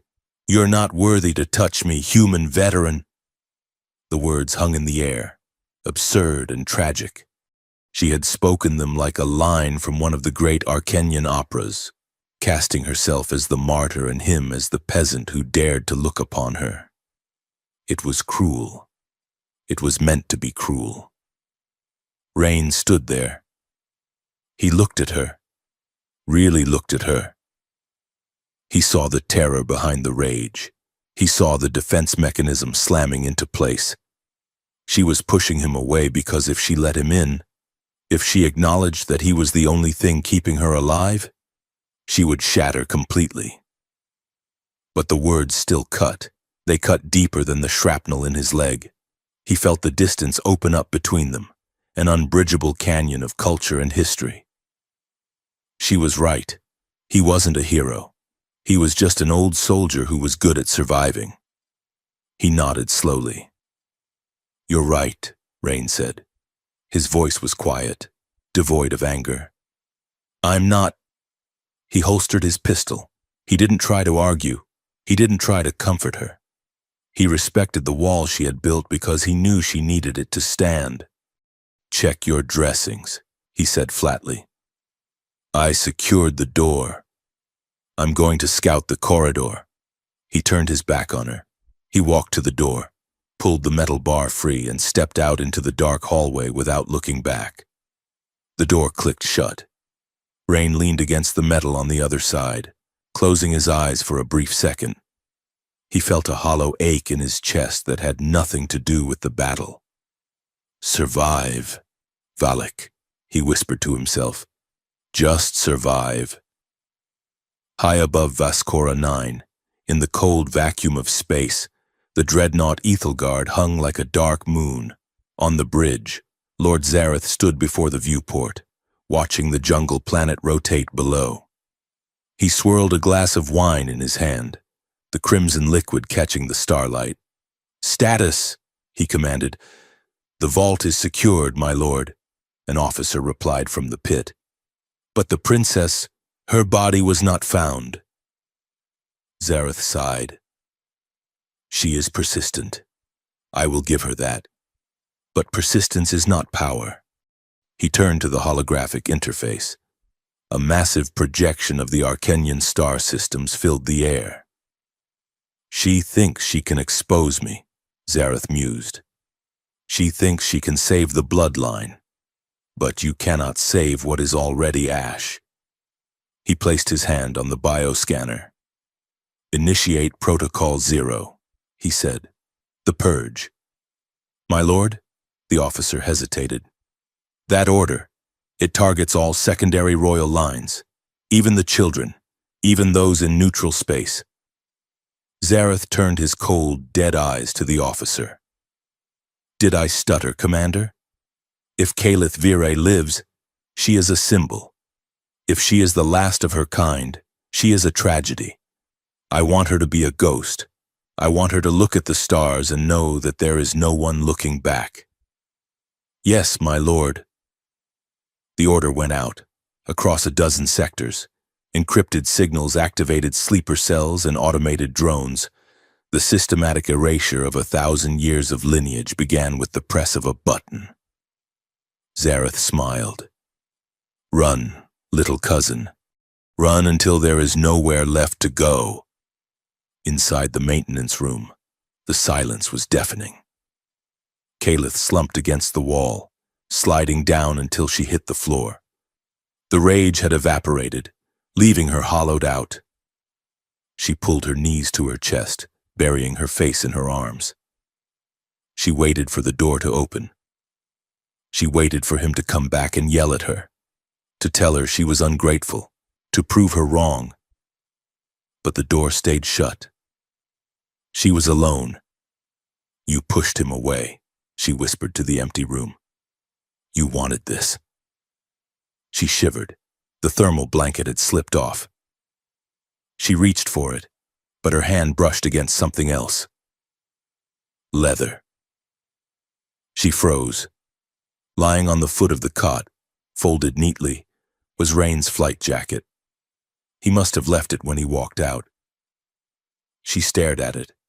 It was battered, stained with oil and her own violet blood. It smelled of him, tobacco, engine grease, and that strange, warm human scent. She reached out and pulled it toward her. It was heavy. As she pulled it, something fell out of the inside pocket, a small, rectangular data pad. Calith frowned. She picked it up. It was an old Coalition model, cracked and worn. She activated it. A map flickered to life. It was a topographic scan of the jungle ruins. A blinking blue dot marked their current location. A red line traced a path through the subterranean drainage tunnels, bypassing the enforcers, leading 5 kilometers east to a hidden canyon. And there, marked with a generic transponder code, was a ship. Not the Iron Kestrel. That was destroyed. The text under the marker read, USS Vanguard, Escape Shuttle, Class B, functional. Below the map was a note, no header, no signature, just 3 lines of text. I hit a shuttle there 10 years ago. Emergency extraction. The codes are 7 to 7 Alpha Zulu. It will take you to neutral space. Go alone. You are lighter without me. Calith stared at the screen. Her breath hitched. He hadn't just walked away. He had given her his escape route. He had given her his only way off this rock. He had listened to her screams. He had heard her say he wasn't worthy, and his response was to give her her life back. You fool, she whispered, her voice cracking. She clutched the jacket to her chest. The leather was rough against her skin, but it felt safe. She looked at her reflection in the dark screen of the data pad. She saw a princess who had lost her throne, her betrothed, and her dignity. She saw a woman who was bleeding and betrayed. But she also saw a survivor. She gritted her teeth. She stood up, ignoring the screaming protest of her wound. She picked up the jacket and slid her arms into the sleeves. It was too big for her. The shoulders hung loose, the sleeves covered her hands. But she zipped it up, pulling the collar high. It covered her shattered royal armor. It covered the crest of her house. She looked at the door, Rain was out there, acting as bait, buying her time to use the map he had left her. He was going to die for her.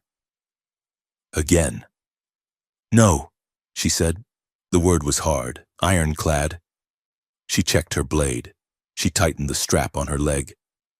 "I hate him," she whispered, the words fierce and confusing and true. She hated him because he saw her weak. She hated him because he was human. She touched the zipper of the jacket, right over her heart. "I need him." Calith Vire, the last princess of Arkenya, kicked the door open and stepped out into the darkness. Not to run to the ship, but to find the man who wasn't worthy. Rain Valak moved through the subterranean utility tunnels like a ghost with a broken leg. Every step sent a jagged spike of agony shooting up from his shin to his hip, but he welcomed the pain. The pain was loud. Pain kept him awake. He checked the charge on his pistol. 7%. Enough for 3 shots, maybe 4 if he didn't care about melting the barrel. He was 5 kilometers east of the maintenance room where he had left Calith. He had been making noise for the last hour, tripping sensors, firing at steam pipes, hacking into the local PA system to play static. He was the rabbit, running fast and loud to draw the wolves away from the doe. "Come and get me, you ugly bastards," Rain muttered, wiping sweat and grime from his eyes. The tunnel opened up into a large drainage cistern, a cathedral of rusted pipes and dripping water. The air smelled of stagnation and old chemicals. Rain limped toward the center of the catwalk. This was a good kill box. Open sight lines, limited cover. If he was going to die, he would make them pay for the privilege of taking him down. He didn't have to wait long. The blast doors at the far end of the cistern hissed open. They didn't burst in with the silent, terrifying grace of the royal shadows. These were mercenaries. They came in loud, boots clamoring on the metal grating, heavy pulse rifles raised. There were 6 of them. They wore the mismatched, heavy plate armor of the Outer Rim syndicates, scavengers hired for wet work. Zareth wasn't sending his best anymore. He was sending the cleanup crew. "Target acquired," the point man shouted, his voice amplified by a cheap helmet speaker. "Human male, armed, standard engagement," a deeper voice commanded from the rear. "Box him in. The client wants the head intact for confirmation." Rain crouched behind a rusted filtration unit. He lined up his shot. He breathed out, steadied his shaking hand, and fired. The blue plasma bolt took the point man in the knee. The mercenary screamed, his leg armor fusing to his flesh, and he went down. "Contact!" The air filled with the screeching whine of pulse fire. Red energy bolts hammered against Rain's cover, heating the metal until it glowed orange. Sparks showered down on him, burning holes in his undershirt. Rain fired again, missed, fired again, a grazing hit on a shoulder pauldron. Click! The pistol whined and died. "Out of ammo!" a merc yelled. "Move up! Flush him out!" Rain dropped the useless weapon. He drew his combat knife. It was a 10-inch blade of serrated carbon steel. Against heavy armor and pulse rifles, it was a toothpick. "Well," Rain whispered, gripping the hilt until his knuckles turned white. "It was a good run." The mercenaries advanced, their heavy boots ringing on the catwalk. The leader, a towering brute with a cybernetic eye, stepped over his wounded comrade and leveled a heavy repeater at Rain's chest. "End of the line, old man," the leader grunted. Rain stood up. He didn't cower. He straightened his spine, ignored the screaming in his leg, and looked the mercenary in the eye. "You are working for a traitor," Rain said, his voice steady. "When Zareth is done with the royals, who do you think he cleans up next? Loose ends like you." The leader laughed, a wet hacking sound. "Zareth pays in gold, human, and he pays extra for the last of the bloodline. Shame the princess isn't here to watch you bleed out." We heard she is already dead in a ditch somewhere. Rain smiled. It was a sharp, bloody expression. If you think she is dead, you don't know her. Goodbye, soldier. The leader's finger tightened on the trigger. Rain tensed, preparing to charge, to die moving forward. Then, the air split open. It wasn't a sound. It was a sensation, a sudden, sharp drop in air pressure. A silver blur dropped from the shadows of the ceiling pipes. It landed directly behind the mercenary commander. There was a flash of violet light, the hum of a royal energy blade. The commander's head did not fall off immediately. He stood there for a second, his cybernetic eye widening in confusion, before a thin line of red appeared across his throat. Then, with a gruesome wet thud, he collapsed. Kalith Vire stood over the body. She looked like a nightmare of vengeance. She was wearing Rain's battered leather flight jacket over her shattered royal armor. The sleeves were rolled up, revealing forearms smeared with dirt and blood. Her silver hair was wild, framing a face that was contorted with pure, lethal focus. The other mercenaries froze. They looked at the dead commander, then at the violet demon standing on his corpse. "Princess!" one of them gasped. "Leave!" Kalith commanded. Her voice was not loud, but it carried the absolute weight of authority. "Or join him." The mercenaries looked at each other. They looked at the energy blade humming in her hand. They looked at the ease with which she had butchered their leader. They broke. Panic overrode greed. They turned and ran, scrambling back through the blast doors, dragging their wounded man with them. Silence returned to the cistern, broken only by the dripping water and the hum of Kalith's weapon. She deactivated the blade. The violet light vanished, plunging them back into the gloom. Rain stood there, staring at her. His heart was hammering against his ribs, a frantic rhythm of shock and relief. "You came back," he said. His voice was rough, barely a whisper. "I gave you the map. I gave you the way out." Kalith turned to face him. She looked tired.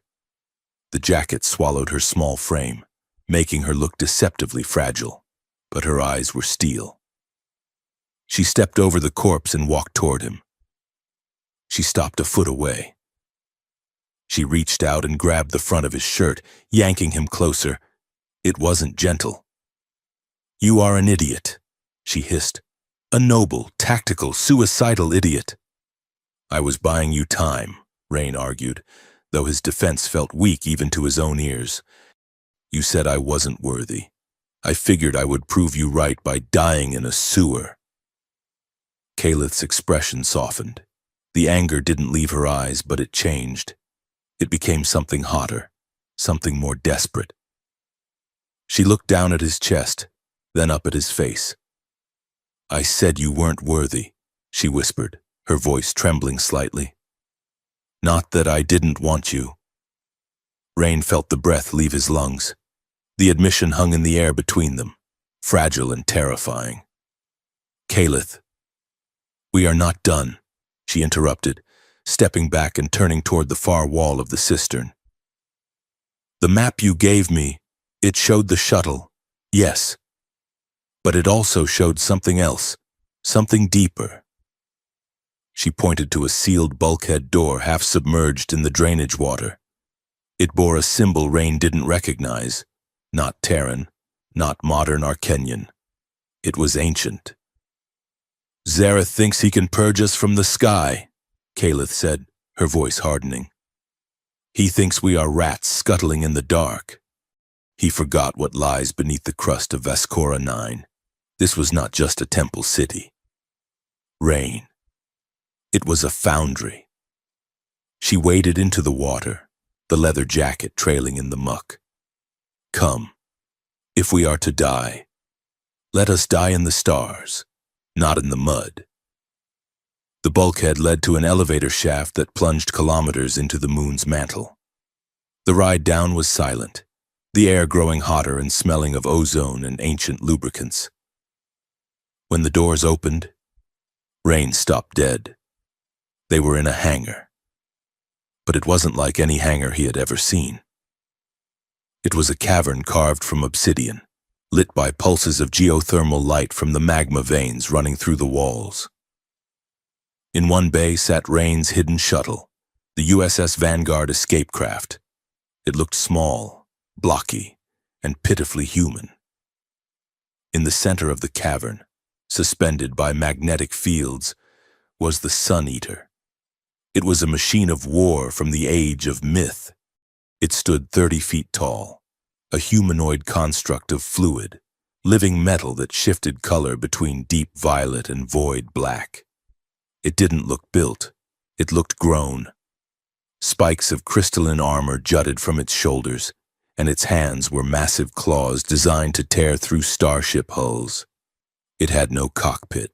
It had a nervous system integration spine. "By the void," Rain whispered. "Is that—" "A Valkyr-class siege engine," Kaleth said, walking toward the massive machine. "My ancestors used them to break the orbital blockades during the Unification Wars. They were banned because the cost of piloting one was too high." "Cost?" Rain asked, hurrying to catch up to her. "What kind of cost?" "It does not run on fusion cells." "Rain," Kaleth said, stopping at the base of the machine. She touched the cold metal of the foot. The machine shuddered, a low purr vibrating through the floor. "It runs on bioenergy, life force. It bonds with the pilot's nervous system and consumes their vitality to power the weapons." Rain grabbed her arm, spinning her around. "No, absolutely not." "Zareth has a dreadnought," Kaleth said, her eyes blazing. "He has a fleet. Your shuttle has 2 pulse cannons and a prayer. We cannot win with conventional weapons." "You are talking about suicide," Rain snapped. "If that thing eats life force, it will burn you out in minutes. You are already wounded." "I have royal blood," she countered, pulling her arm free. "My physiology is denser. I can sustain the connection longer than a commoner." "Longer? What does that mean? 10 minutes? 20? Rain shouted, his voice echoing in the vast cavern. "I did not drag you through the jungle and fight off a kill squad just to watch you turn yourself into a battery." "Then what is the alternative?" she screamed back. "We hide. We flee to neutral space and live as refugees while Zareth hunts down every child who shares my blood. He has initiated the purge. Rain, I felt it when the mercenaries spoke. He is erasing my family." She stepped closer to him, her chest heaving. "This body was made for battle and betrayal. It has been used, beaten, and sold. If it burns, let it be for truth. Let it be for something that matters." Rain looked at her. He wanted to argue. He wanted to pick her up and carry her to the shuttle and fly her to the edge of the galaxy where no one could ever find them. But he looked at the fire in her eyes, and he knew he couldn't stop her. She wasn't a damsel to be saved. She was a queen reclaiming her crown, even if it was made of thorns. "You will die," Rain said, his voice breaking. "Maybe," she whispered. She closed the distance between them. She reached up, her hands cupping his face. Her thumbs traced the rough stubble on his cheeks. "But before I do," she said softly, "I need to know one thing." "What?" "I need to know if the human is as warm as I remember." She kissed him. This time there was no hesitation. There was no pulling away. It was a kiss of absolute, terrifying hunger. It tasted of grief and finality. Rain wrapped his arms around her, pulling her crushing tight against him, burying his face in her hair.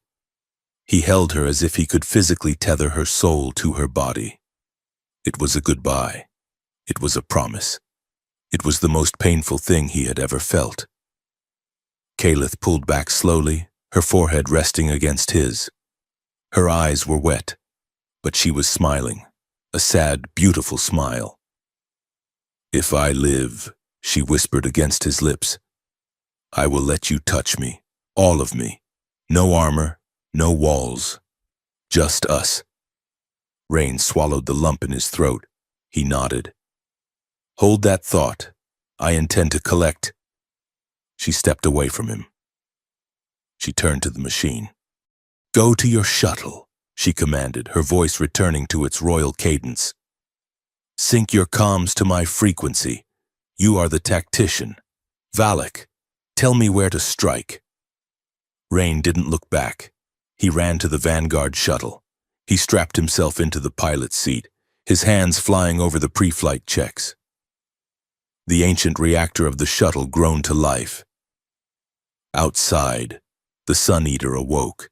The machine let out a shriek that sounded like a tearing of the fabric of reality. The magnetic clamps released. The chest of the mech opened, a cavity of pulsating light, and Kalith stepped inside. The metal flowed around her, sealing her in. The eyes of the mech flared a brilliant, blinding violet. System online. Kalith's voice came over the comms. It sounded distorted, layered with a metallic harmonic that made Rain's skin crawl. The interface is agonizing. It is perfect. Readings are green, Rain lied, looking at the red warnings flashing on his sensor suite about the energy spike. Let's go kill a dreadnought. The ceiling of the cavern began to open, grinding gears moving kilometers of rock. The starry void appeared above them. Launch! Rain punched the thrusters. The shuttle and the mech shot upward on a pillar of fire, screaming through the atmosphere, breaking the gravity well, and punching into the cold vacuum of space. Space was quiet, until it wasn't. The moment they cleared the moon's horizon, the sensors lit up like a Christmas tree. Zareth's fleet was waiting. A massive dreadnought, the Ethelgard, sat in the center of a formation of 3 heavy cruisers and 24 fighter drones. Unidentified contacts, a voice crackled over the open frequency. Identify or be atomized. This is Commander Rain Valak of the Terran Coalition, Rain broadcasted, his voice icy calm. And I am escorting the rightful queen of Arkenya. I suggest you surrender. A pause.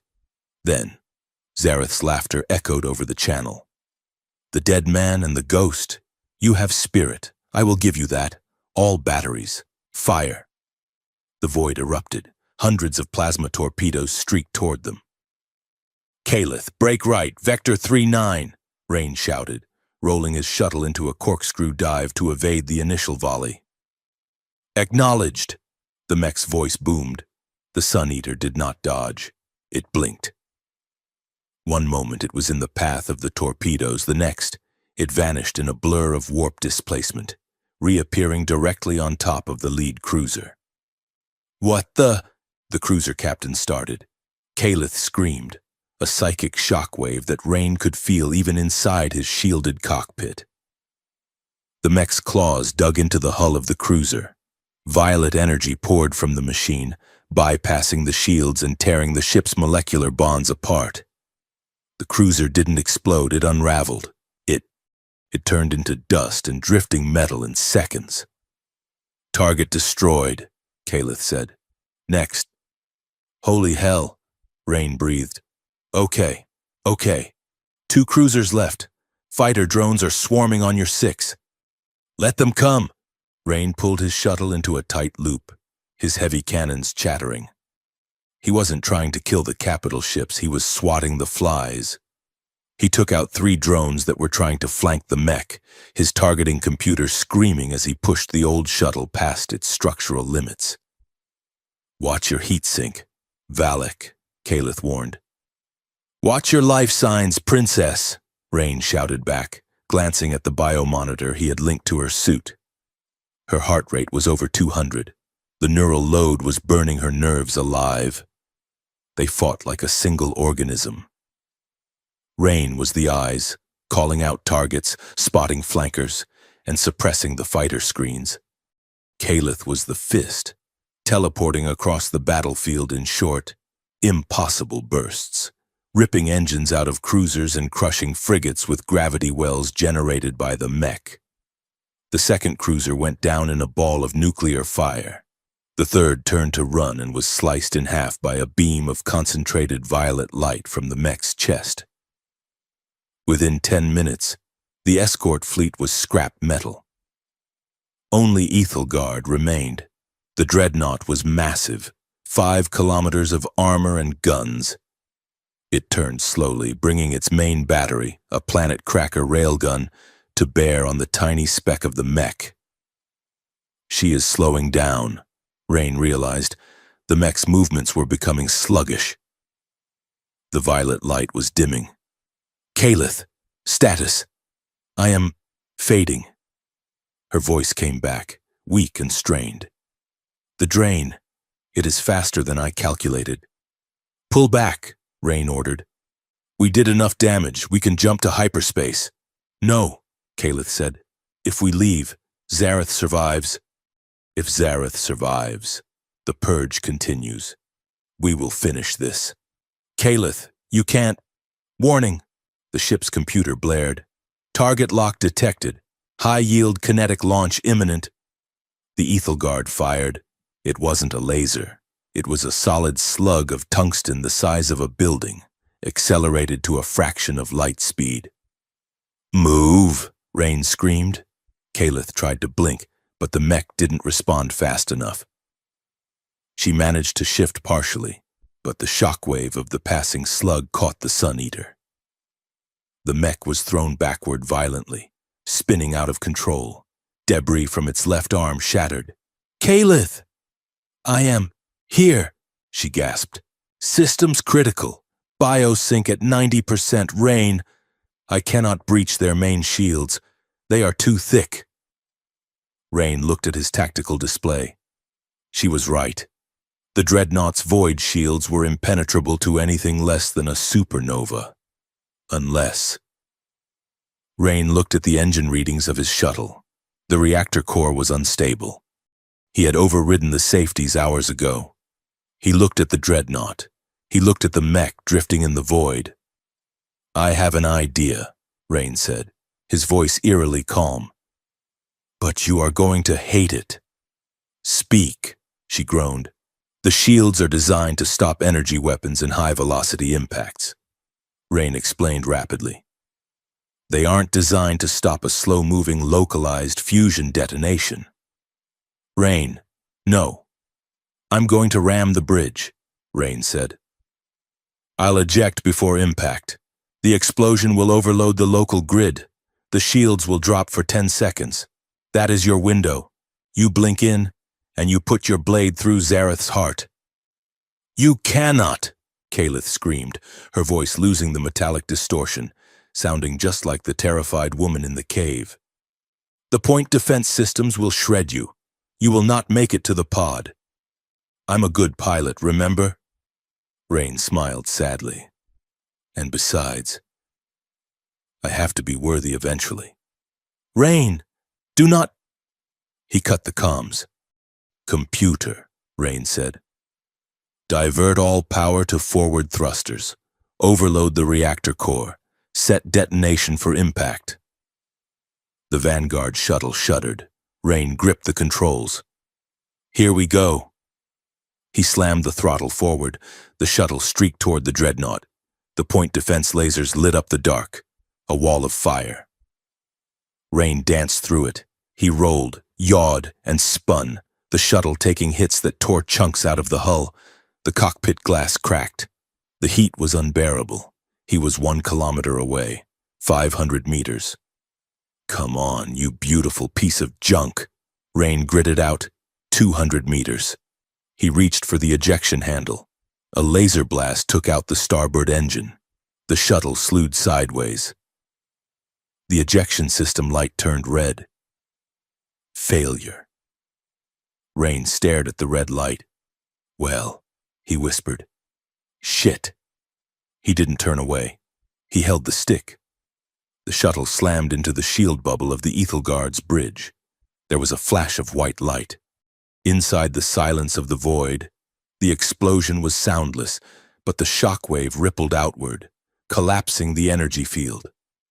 "Rain!" Kaleth's scream echoed across the psychic link, raw and shattering. The shields dropped. The Sun Eater did not blink. It moved with the desperation of a grieving god. Kaleth poured every ounce of her remaining life force into the thrusters. The mech turned into a streak of violet fire. She flew through the debris of Rain's shuttle. She flew through the fire.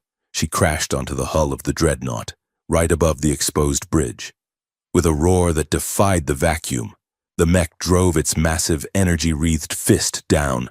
Metal shrieked and buckled. She tore the hull open like paper. She breached the interior. The mech collapsed on the deck of the bridge, its power spent, the biolink severed by exhaustion. The chest of the machine hissed open. Kaleth fell out.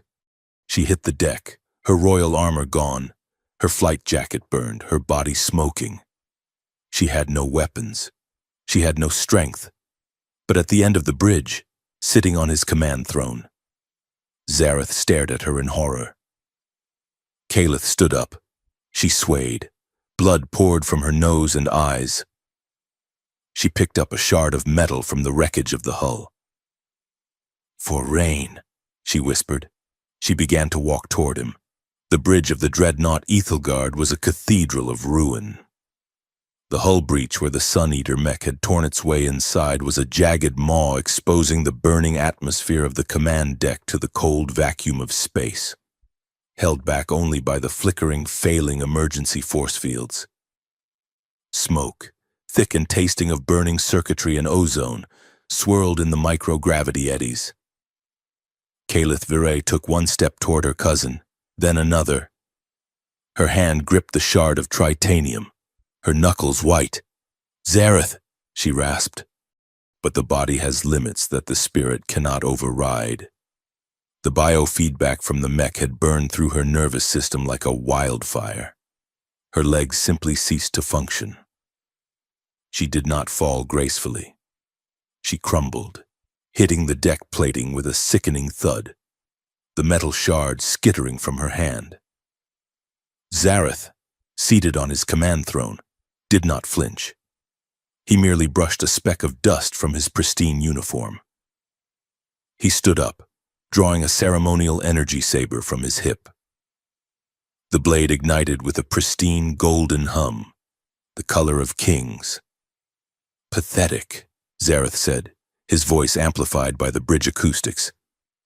"You broke my ship, you burned your soul, and you still fall at my feet."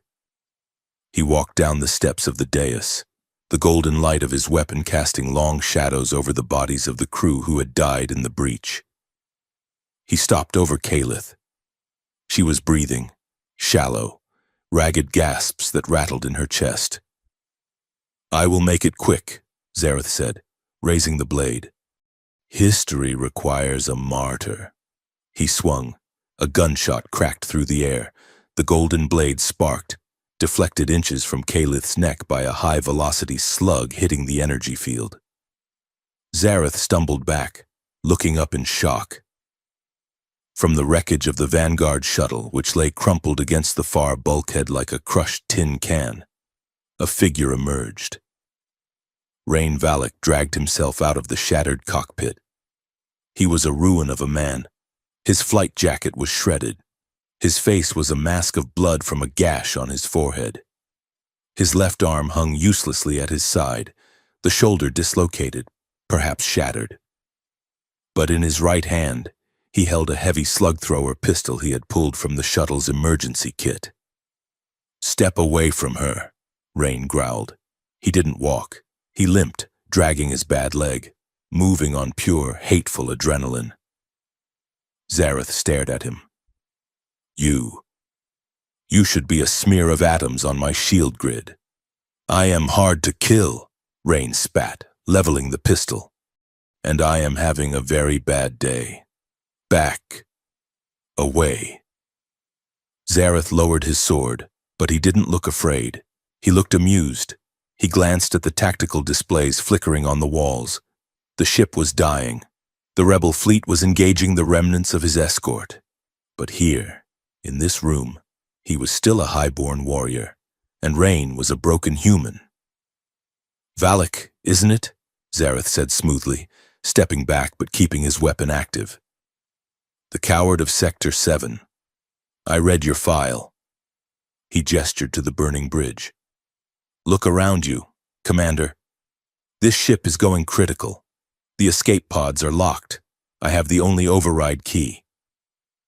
Zareth reached into his tunic and pulled out a bio-coded data cylinder. "A proposition," Zareth said, his voice silky. "You are a mercenary at heart, a survivor. Walk away. Let me finish her. I will give you the key. I will transfer 10 million credits to any account in the galaxy. You live, you retire. You never have to bleed for a lost cause again." Rain stopped. He was 3 meters away. He looked at the key in Zareth's hand. He looked at Kalith, unconscious on the floor, her silver hair fanned out in the debris. 10 million, Rain repeated. "And a life," Zareth added. "She called you unworthy, didn't she? I heard the transmission logs. She despises you. Why die for a creature that looks at you and sees dirt?" Rain looked down at Kalith.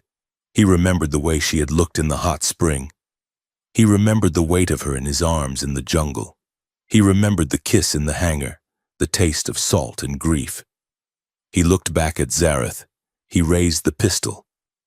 "She was right," Rain said, his voice rough with smoke and blood.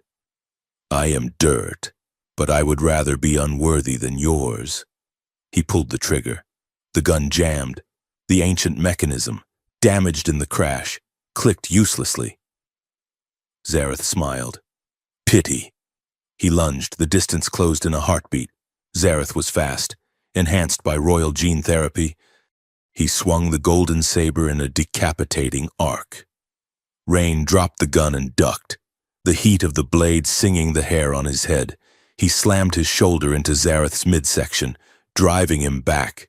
It was like hitting a stone wall. Zareth grunted, bringing the pommel of his sword down on Rain's injured back. Rain shouted in pain, his knees buckling. He rolled away just as the blade carved a trench in the deck where his head had been. "You fight like a brawler," Zareth sneered, circling him. "It works," Rain wheezed, scrambling to his feet. He grabbed a jagged piece of metal from the floor, a strut from his own ship, and held it like a knife. They clashed. It was brutal and ugly. Zareth had the reach and the weapon. Rain had rage and experience. The golden blade slashed Rain's thigh. Rain headbutted Zareth in the nose, shattering cartilage. They grappled, crashing into the navigation console.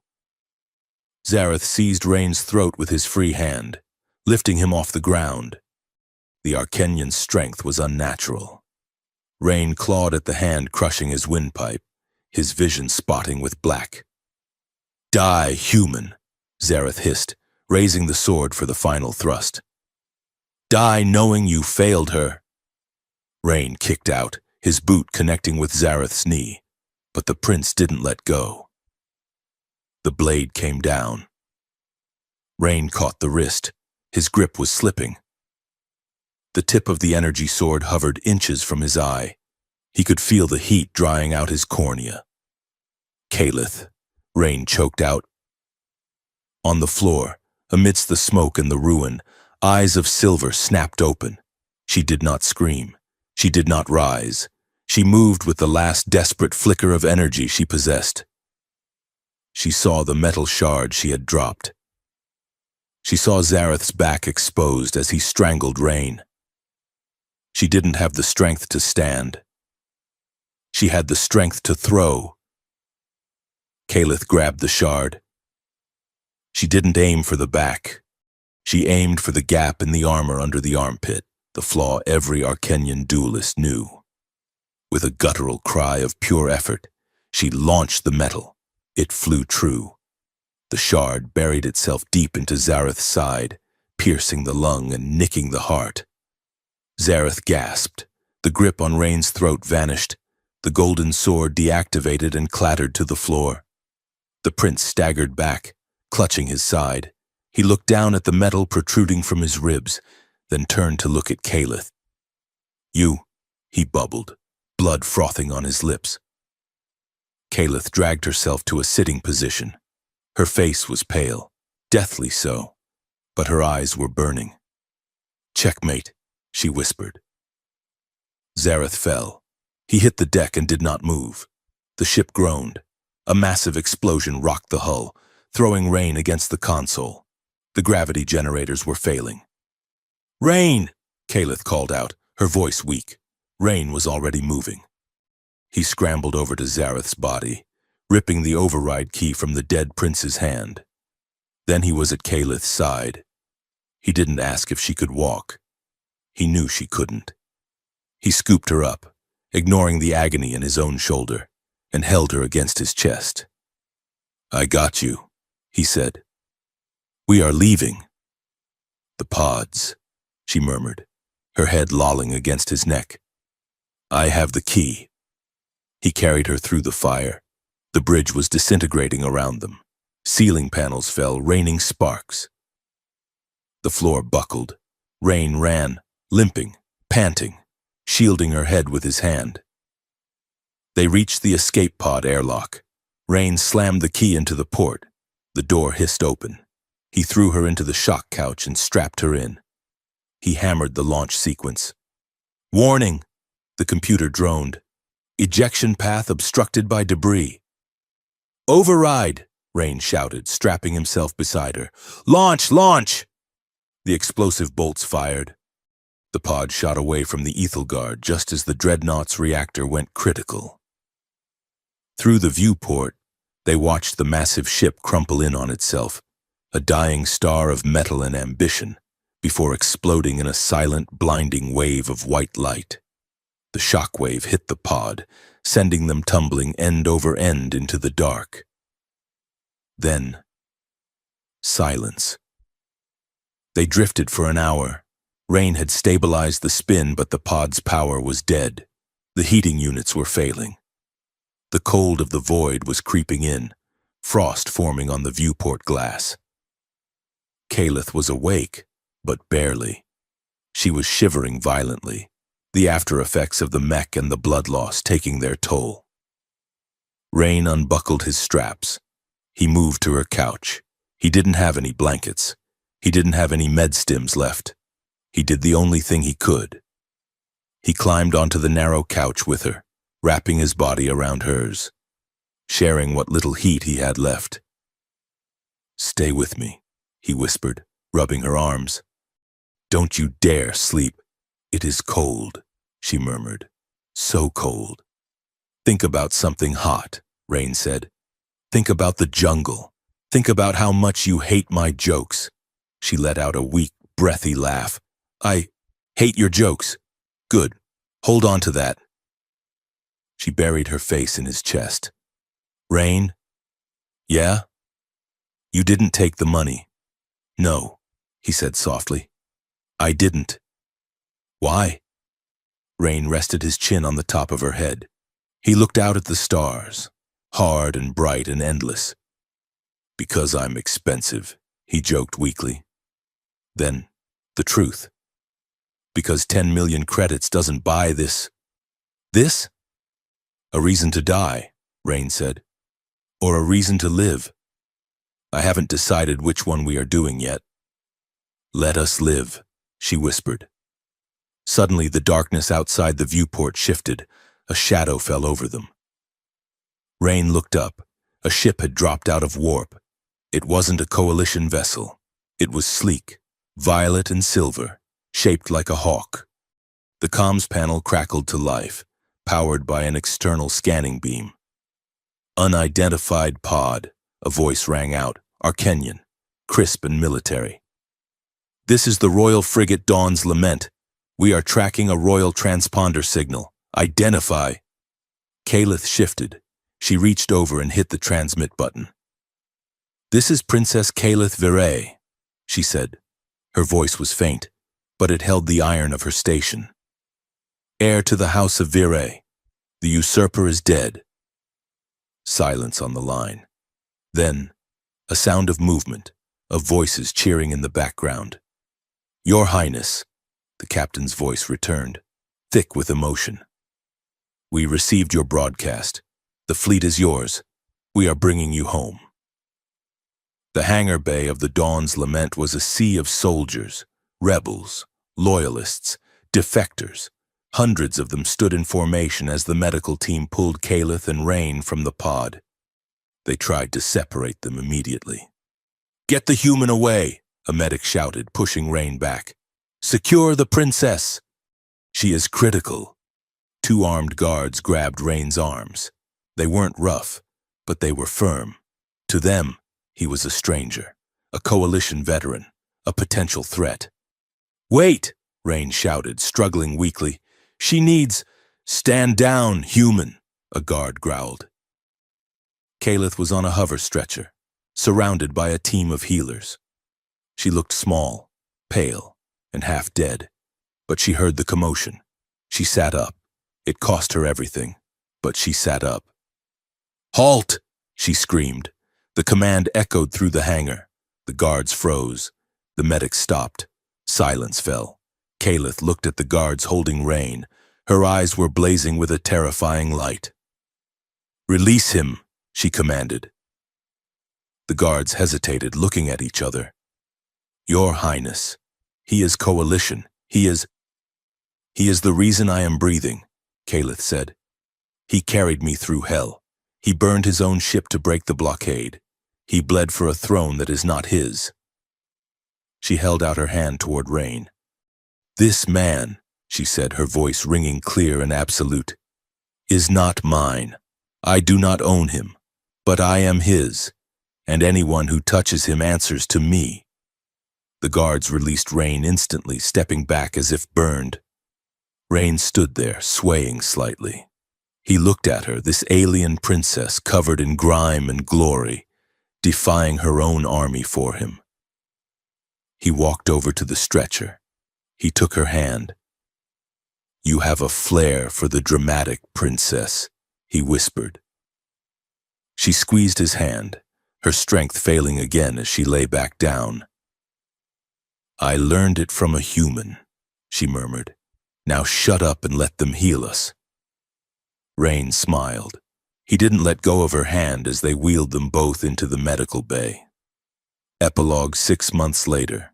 Station 4 was a neutral hub on the edge of the wild space, a rusted rotating cylinder of commerce, crime, and diplomacy. It was a place where no flags flew and no questions were asked. In the lower sector, in a repurposed cargo bay, a classroom had been built. It was filled with children. Some were human, war orphans from the border colonies. Some were Arcanian, refugees from the Purge. They sat on crates and mats, listening with rapt attention. Rain Valak leaned against a holographic chalkboard. He looked better. The scars were still there, and his legs still ached when it rained. But the heaviness in his eyes, the 1,000-yard stare of a man waiting to die, was gone. He wore civilian clothes, simple and clean. Survival isn't about being the strongest, Rain was saying to a young Arcanian boy. It's about knowing when to fight and when to run, and knowing who is watching your back. The door to the bay opened. Caleth walked in. She was not wearing royal armor. She wore a simple tunic of violet silk and trousers, her silver hair braided back loosely, but she still moved with the grace of a predator. The children went silent, watching her with awe. She carried a crate of supplies, fresh fruit and data pads. Is the commander teaching you bad habits? She asked the class, a smile touching her lips. He says we should never trust a smile. A human girl piped up. That is wise, Caleth said, setting the crate down. She looked at Rain. Unless it is the right smile. The class ended. The children filtered out, their laughter echoing in the corridor. Rain and Caleth were alone in the quiet of the bay. They walked to the large viewport that looked out over the nebula. The stars were thick here, a tapestry of purple and gold dust. "The council sent another envoy today," Calith said softly. "They want me to return to the capital. They want me to take the throne." Rain looked at her. "Do you want it?" "No," she said immediately. "I appointed a regent. A democracy is forming. It is messy, loud, and chaotic. I think you would like it." She turned to him, leaning against the railing. "I am done with thrones. I found something better." Rain stepped closer. He rested his hands on her waist. She didn't flinch. She stepped into his space, her hands coming up to rest on his chest, right over his heart.